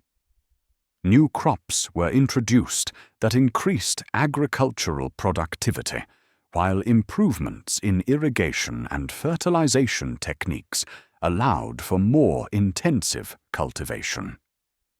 The development of new transportation routes facilitated trade and communication, while innovations in metallurgy and other manufacturing processes improved the quality and variety of goods available to consumers. The cultural life of the Sengoku period reflected the dynamic and competitive nature of the age. While the constant warfare disrupted traditional cultural institutions, it also created new opportunities for artistic and intellectual innovation. The daimyo competed not only for military supremacy, but also for cultural prestige, patronizing artists, scholars, and religious leaders who could enhance their reputations and legitimize their rule. The arrival of European missionaries and traders in the mid-16th century added a new dimension to Japanese society during the Sengoku period. The Portuguese, who first reached Japan in 1543, brought with them not only firearms and other technological innovations, but also Christianity, which gained a significant following among certain segments of Japanese society. The Jesuit missionaries who followed the traders were skilled diplomats and scholars who adapted their message to local conditions and gained the patronage of several prominent daimyo. The introduction of Christianity created both opportunities and tensions within Japanese society. Many daimyo found the new religion useful as a means of distinguishing themselves from their rivals and accessing European technology and trade networks. At the same time, the exclusive nature of Christian doctrine and its rejection of traditional Japanese religious practices created conflicts that would eventually lead to the persecution and suppression of the Christian community. The European presence in Japan during the Sengoku period was limited but significant, providing Japanese leaders with new perspectives on governance, technology, and cultural development. The Portuguese and later the Spanish brought with them knowledge of global trade networks, advanced military technologies, and sophisticated administrative techniques that influenced Japanese development. The cultural exchange that resulted from these contacts enriched Japanese society, while also creating tensions that would shape the country's relationship with the outside world for centuries to come. As the Sengoku period progressed, a few daimyo began to emerge as candidates for national unification. These leaders combined military skill with political acumen and economic resources that enabled them to dominate their neighbors and expand their territories. The most successful of these unifiers was Oda Nobunaga, a daimyo from Owari province, who began his rise to power in the 1550s and would ultimately control most of central Japan before his death in 1582. Nobunaga's approach to warfare and governance was revolutionary by the standards of his time. He was among the first Japanese leaders to fully exploit the potential of European firearms, organizing his armies around units of foot soldiers equipped with matchlock rifles rather than relying primarily on mounted samurai. This tactical innovation gave him decisive advantages over enemies who continued to fight according to traditional methods, allowing him to win battles against numerically superior forces. More significantly, Nobunaga was willing to challenge traditional sources of authority and legitimacy in ways that his predecessors had not dared to attempt. He attacked and destroyed the great monastery complexes that had accumulated temporal power over the centuries, most notably the warrior monks of Mount Hiei, whom he massacred without mercy in 1571. This action demonstrated his determination to eliminate all obstacles to his authority and his willingness to use extreme violence to achieve his goals. Nobunaga's administrative innovations were as important as his military achievements. He implemented policies designed to promote economic development and increase his tax revenues, including the establishment of free markets, the standardization of weights and measures, and the improvement of transportation infrastructure. He also promoted talented individuals regardless of their social background, creating a meritocratic system that attracted able administrators and military commanders to his service. The capital that Nobunaga established at Azuchi, on the shores of Lake Biwa, symbolized his revolutionary approach to governance and culture. The massive castle that he constructed there combined traditional Japanese architectural elements with European innovations, creating a structure that was both functionally superior to existing fortifications and aesthetically impressive. The castle town that grew up around the fortification became a center of trade and cultural activity that demonstrated the prosperity that could result from Nobunaga's policies. Yet Nobunaga's success was also dependent on his personal charisma and leadership, making his government vulnerable to the succession crises that plagued many of the regional powers of the Sengoku period. His death in 1582, when he was betrayed by one of his own retainers and forced to commit suicide, created a power vacuum that threatened to undo all of his achievements. The crisis was resolved through the emergence of Toyotomi Hideyoshi, one of Nobunaga's most capable generals, who succeeded in maintaining and expanding the unification process. Hideyoshi's domestic policies were designed to create a stable social order that would prevent the kind of warfare that had characterized the Sengoku period. His most significant reform was the implementation of a rigid class system that legally separated samurai, farmers, artisans, and merchants into distinct hereditary categories.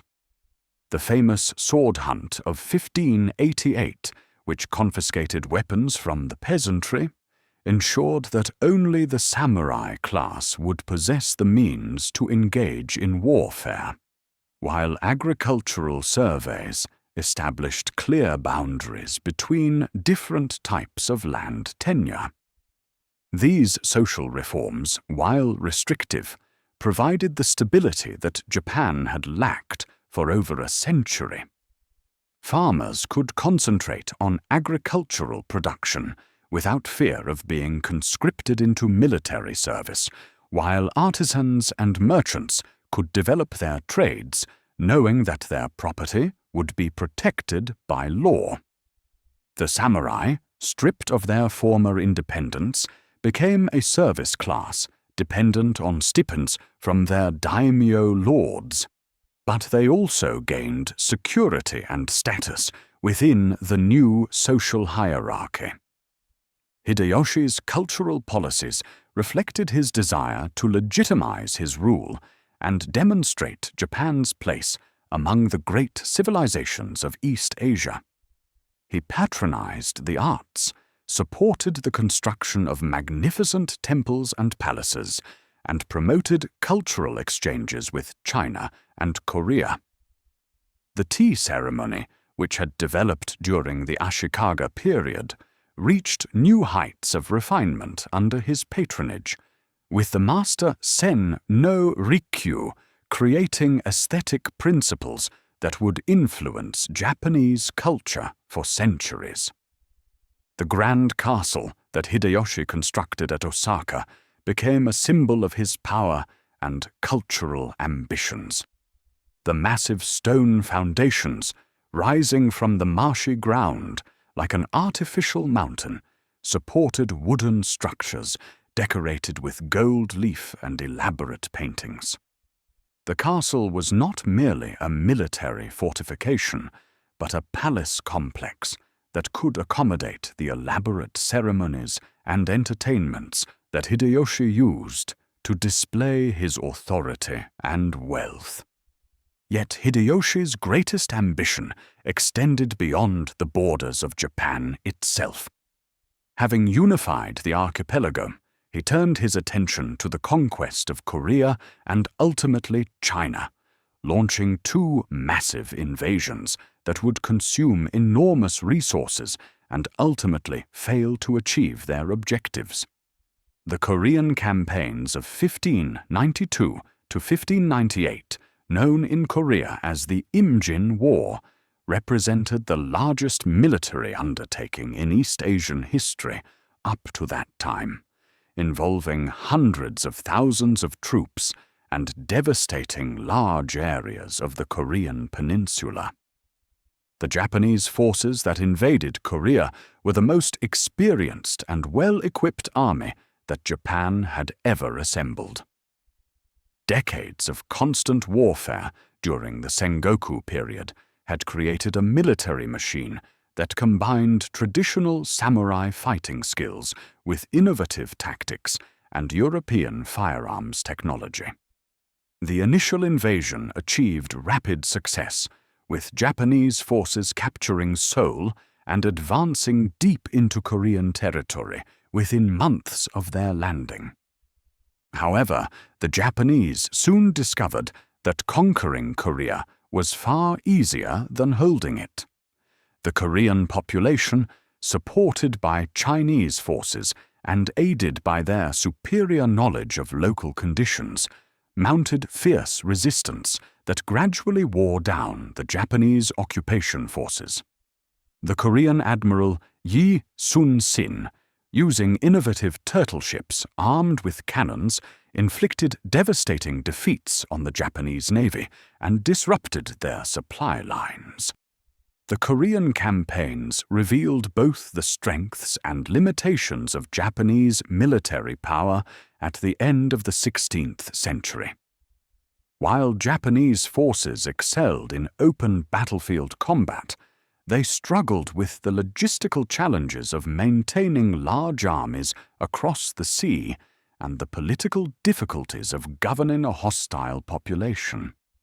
The enormous costs of the campaigns strained Japan's resources and created internal tensions that would contribute to political instability after Hideyoshi's death. Hideyoshi's death in 1598 created a succession crisis that threatened to plunge Japan back into the civil warfare that had characterized the Sengoku period. The regent that he had appointed to rule until his young son came of age faced challenges from powerful Daimyo, who had their own ambitions for national leadership. The most formidable of these challengers was Tokugawa Ieyasu, who had been one of Hideyoshi's most important allies, but who possessed the military resources and political connections necessary to seize power for himself. The conflict that erupted after Hideyoshi's death divided Japan's daimyo into two broad coalitions: those who supported the Toyotomi heir and the existing government, and those who backed Tokugawa's bid for power. The decisive confrontation came at the Battle of Sekigahara in 1600, where the two armies met on a fog-shrouded plain in central Japan. The battle, though lasting only a few hours, determined the political future of Japan for the next 2.5 centuries. Tokugawa's victory at Sekigahara was due not only to his military skill, but to his superior political preparations. He had spent years building a network of alliances and dependencies that gave him decisive advantages when the crisis came. Many of the daimyo who had initially opposed him switched sides during the battle itself, having been persuaded by his agents that their interests would be better served by supporting the likely winner. The establishment of the Tokugawa Shogunate in 1603 marked the beginning of the longest period of peace and stability in Japanese history.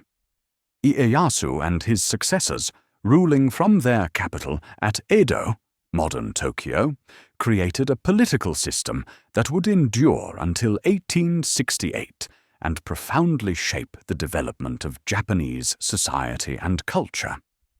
The Edo period, as it came to be known, was characterized by strict social hierarchy, economic growth, cultural flowering, and almost complete isolation from the outside world. The Tokugawa system was designed to prevent the kind of warfare that had devastated Japan during the Sengoku period. The daimyo were required to maintain residences in Edo and spend alternate years in the capital, a system known as sankin kotai that ensured their loyalty while also preventing them from building up independent power bases in their domains. Their families were required to remain in Edo as hostages, creating additional incentives for good behavior. The social hierarchy that the Tokugawa refined and formalized placed the samurai at the top of society, followed by farmers, artisans, and merchants in descending order of status. This system, known as shi no kosho, was based on Confucian principles that valued those who produced goods over those who merely traded them.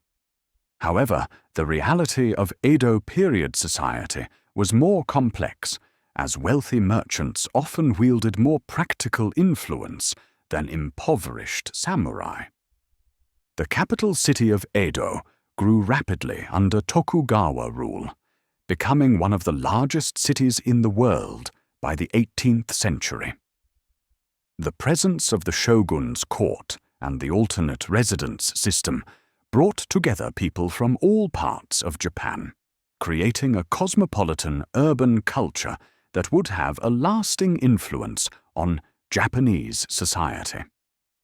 The city's layout reflected the hierarchical nature of Tokugawa society, with different districts designated for different social classes. The economic policies of the Tokugawa government were designed to maintain social stability and prevent the accumulation of wealth that might challenge political authority. Agriculture remained the foundation of the economy, with rice serving as both the primary food crop and the standard of value for measuring wealth and status. The complex system of rice taxation that supported the government required detailed surveys and careful administration that made the Tokugawa bureaucracy one of the most sophisticated in the world. Yet despite official policies that favored agriculture over commerce, the Edo period saw remarkable growth in trade and manufacturing.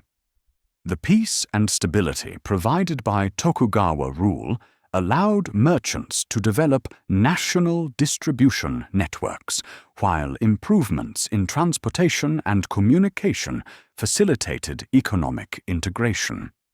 The emergence of major commercial centers like Osaka and the development of sophisticated financial instruments demonstrated the dynamism of the Japanese economy, even under a supposedly restrictive political system. The cultural achievements of the Edo period reflected both the prosperity of the age and the creative tensions within Tokugawa society. The samurai class, relieved of their military duties but maintaining their social privileges, devoted themselves to cultural pursuits and intellectual development. The study of Confucian philosophy became a central part of samurai education, while new schools of Neo-Confucian thought adapted Chinese learning to Japanese conditions. The urban culture that emerged in Edo and other major cities was remarkably vibrant and diverse. The pleasure quarters, where prostitution and entertainment were legal, became centers of artistic innovation, where new forms of music, dance, and theater were developed. The kabuki theater, with its elaborate costumes and dramatic performances, provided entertainment for all social classes, while also serving as a vehicle for social commentary and political satire. The woodblock printing technology that flourished during the Edo period made books and artwork affordable for ordinary people for the first time in Japanese history. Popular novels, poetry collections, and art prints depicting everything from famous actors to beautiful landscapes circulated widely throughout the country. This democratization of culture created a shared national identity that transcended regional and class boundaries. The isolationist policies that the Tokugawa implemented, known as sakoku, severely limited Japan's contact with the outside world.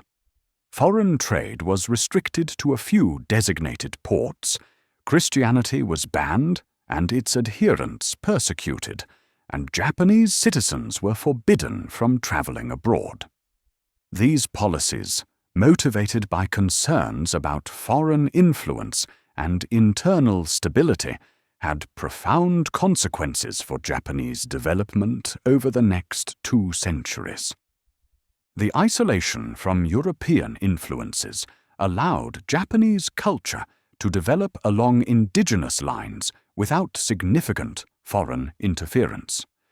Traditional arts and crafts reached new levels of refinement, while distinctively Japanese forms of philosophy and literature flourished. At the same time, the lack of foreign competition and technological exchange may have slowed Japan's economic and technological development relative to Western nations.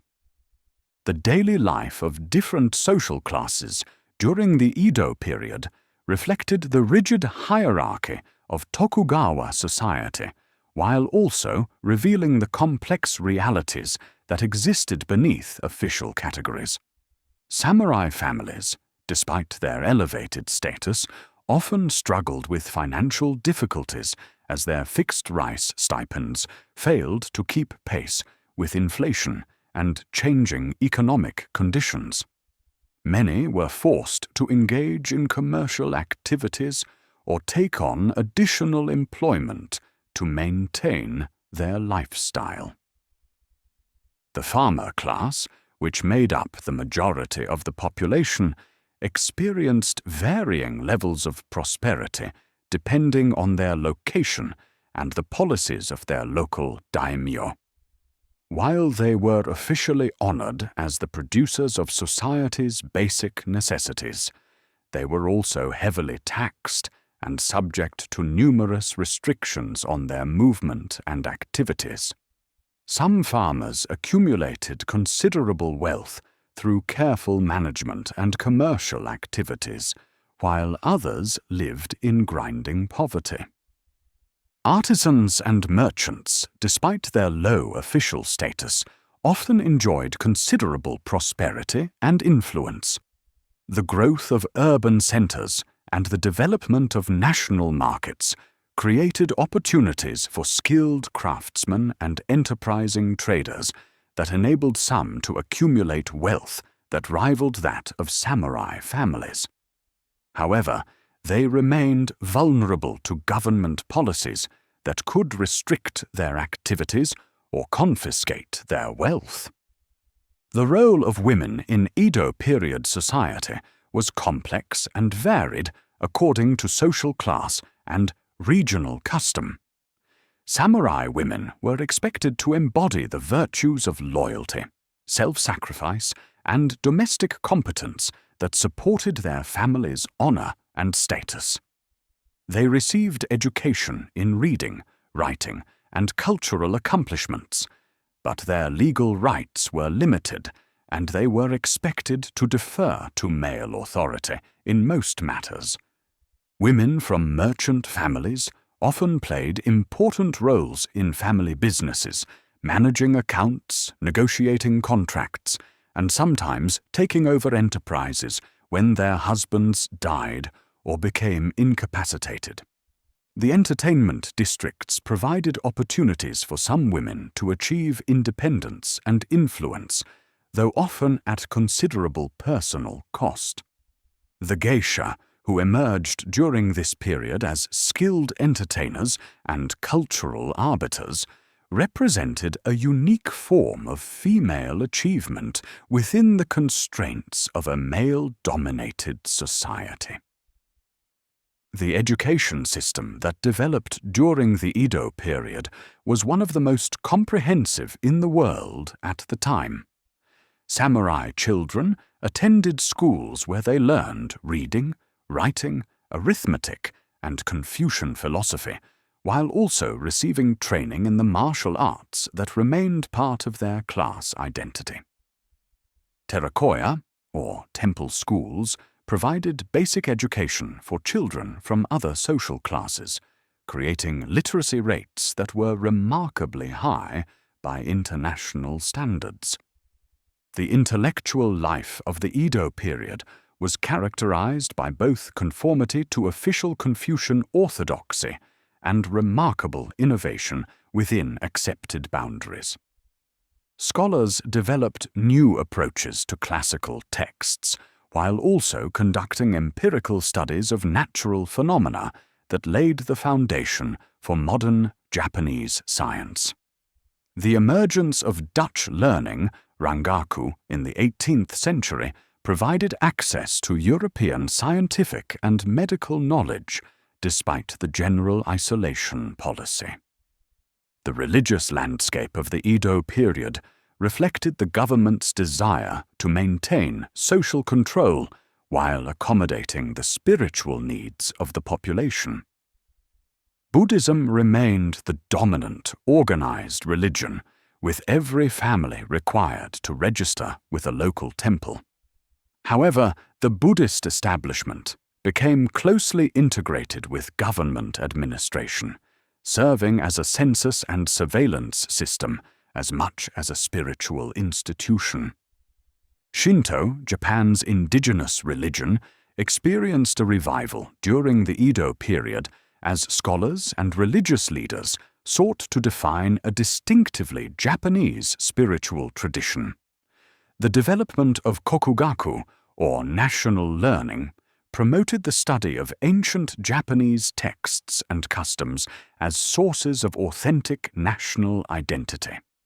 This intellectual movement would later provide ideological foundations for the political changes that brought the Edo period to an end. The artistic achievements of the Edo period reflected both the prosperity of the age and the creative constraints imposed by government regulation. Official art, patronized by the shogunate and daimyo, tended to follow classical Chinese models and emphasize themes of order and hierarchy.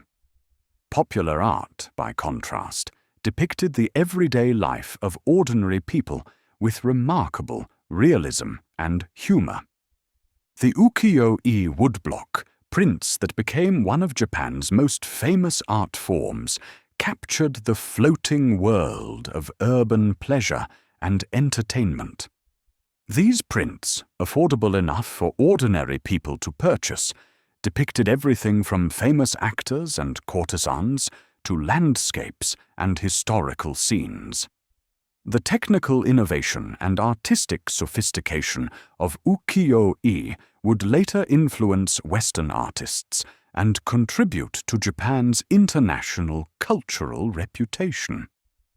The literature of the Edo period was equally diverse, ranging from serious philosophical works to popular fiction designed purely for entertainment.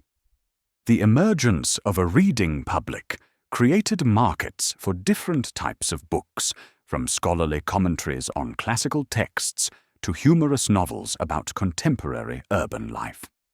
Authors like Ihara Saikaku and Chikamatsu Monzaemon created works that combined literary sophistication with popular appeal. The architecture of the Edo period reflected both the grandeur of political authority and the practical needs of a growing urban population.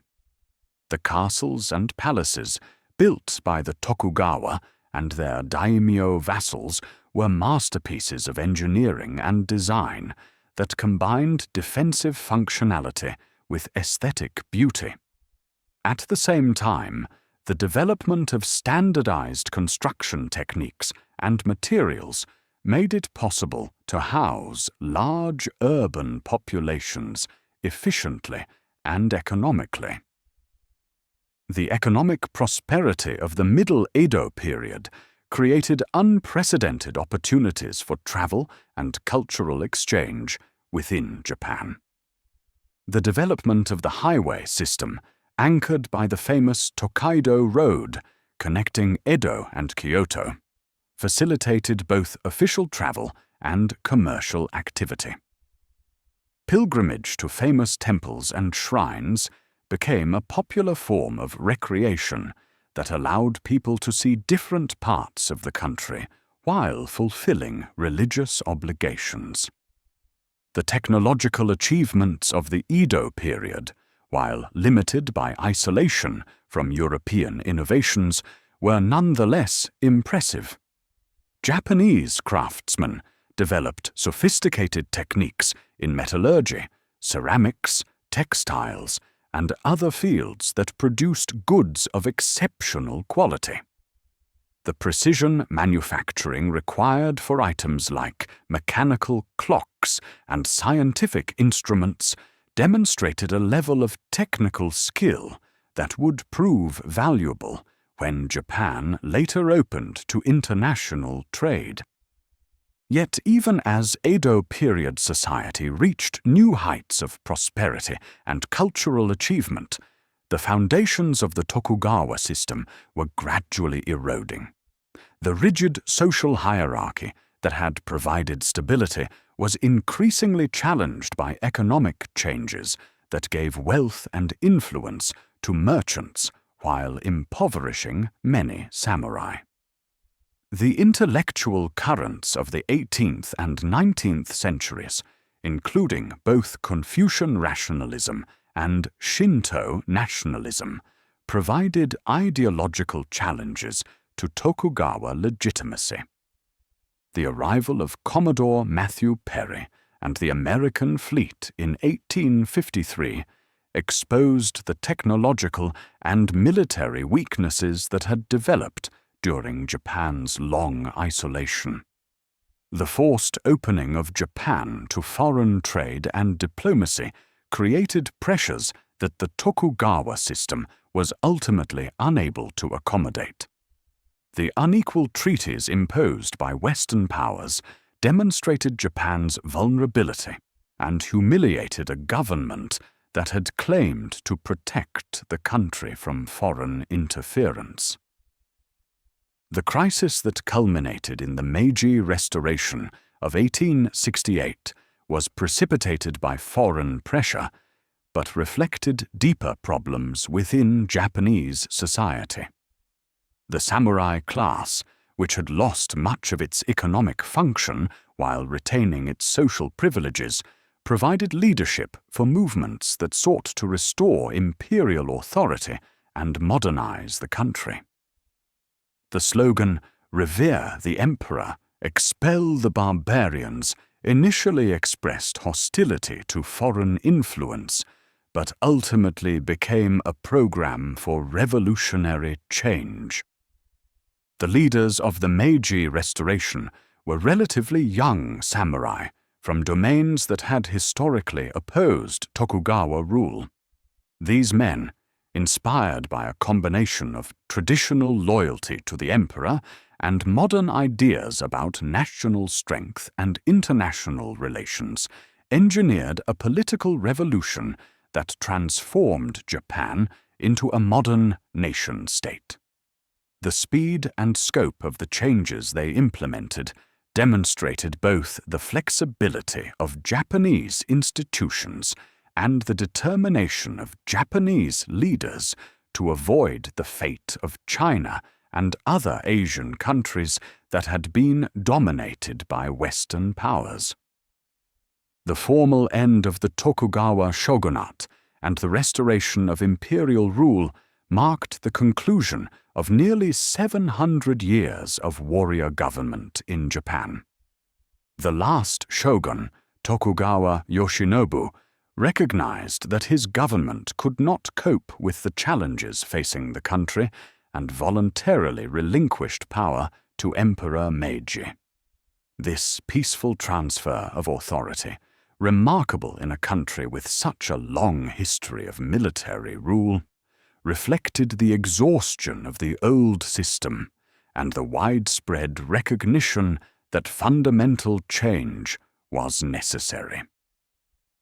The dismantling of the feudal system proceeded rapidly after the Restoration.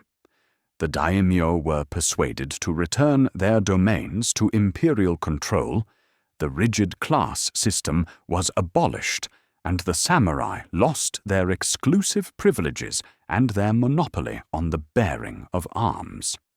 These changes, implemented over just a few years, eliminated institutions that had shaped Japanese society for centuries and created the foundation for modern Japanese development. The transformation of Japan during the early Meiji period was one of the most remarkable examples of rapid modernization in world history. Within a generation, Japan had acquired the military technology, industrial infrastructure, and institutional framework of a modern nation-state. The success of this transformation owed much to the cultural foundations that had been laid during the preceding centuries of feudal rule. The emphasis on education, discipline, and group loyalty that had characterized samurai culture provided valuable preparation for the demands of modern industrial society. The administrative skills that had been developed by the Tokugawa bureaucracy were adapted to the needs of a modern government. The aesthetic sensibilities and artistic traditions that had flourished during the Edo period continued to distinguish Japanese culture in the modern era. Yet the process of modernization also involved the loss of much that had been valuable in traditional Japanese society. The rural communities that had provided stability and meaning for most Japanese were disrupted by industrialization and urbanization. The spiritual traditions that had sustained the population through centuries of political change were challenged by new ideas about science, progress, and individual rights. The arts and crafts that had reached such high levels of development during the Edo period struggled to find new purposes and patrons in a rapidly changing world. As we reach the end of our journey through the rise and fall of feudal Japan, we can reflect on the remarkable story that unfolded over these 7 centuries. From the misty fields where our lone samurai rider carried news of rebellion to the modern nation that emerged from the Meiji Restoration, Japan experienced transformations that shaped not only its own destiny, but also its relationship with the wider world. The samurai, who began as practical men serving local lords, evolved into a sophisticated warrior class that created some of the world's most refined cultural traditions. The political systems they developed, from the Kamakura shogunate through the Tokugawa regime, demonstrated remarkable adaptability and longevity. The economic and social innovations they fostered laid the groundwork for Japan's later emergence as a major industrial power. The Buddhist temples that provided spiritual guidance throughout this long period also served as centers of learning, art, and technological innovation. The synthesis of foreign ideas with indigenous traditions that characterized Japanese Buddhism created a distinctive spiritual culture that continues to influence Japanese society today.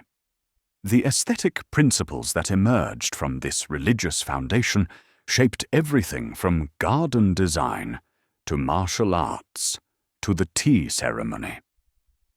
The story of feudal Japan reminds us that historical change, while sometimes dramatic and violent, also involves long periods of gradual development during which institutions are refined, traditions are elaborated, and cultural achievements accumulate. The peace of the Edo period, often dismissed as stagnant isolation, actually witnessed remarkable cultural flowering and social development that prepared Japan for its later transformation. Perhaps most significantly, the experience of feudal Japan demonstrates the importance of maintaining cultural identity while adapting to changing circumstances. The leaders of the Meiji Restoration succeeded in modernizing their country precisely because they were able to draw on the strengths of their traditional culture while discarding elements that had become obstacles to progress. This balance between continuity and change remains one of Japan's most distinctive characteristics. As the morning mist finally lifts from the rice fields where our story began, revealing the outlines of a transformed landscape, we can see how the warrior who rode through that ancient dawn was indeed carrying more than just a message of rebellion. He was bearing the seeds of a new age that would reshape not only Japan, but the entire course of East Asian history. The echo of his horse's hooves fades into silence, but the legacy of the world he helped to create continues to resonate through time, a testament to the enduring power of human courage, creativity, and adaptation. Rise to Power was one of the most remarkable social mobility stories in Japanese history. Born into a peasant family, he had risen through the ranks of Nobunaga's army through his military skill, administrative ability, and personal loyalty to his lord. His success demonstrated the opportunities for advancement that existed during the Sengoku period for those who possessed the necessary talents and determination. Hideyoshi's approach to unification differed significantly from that of his predecessor.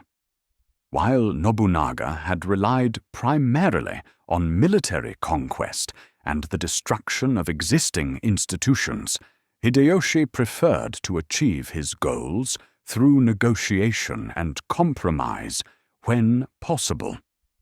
He was skilled at incorporating defeated enemies into his own organization, offering them positions and privileges that made submission preferable to continued resistance. The military campaigns that completed the unification of Japan under Hideyoshi's leadership were masterpieces of strategic planning and logistical coordination.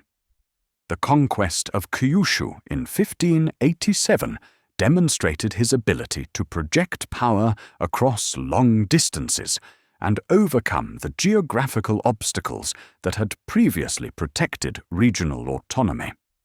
The siege of Odawara in 1590, which brought about the submission of the Hojo clan and completed the unification of the main Japanese islands, involved the coordination of over 200,000 troops in what was probably the largest military operation in Japanese history up to that time. Hideyoshi's.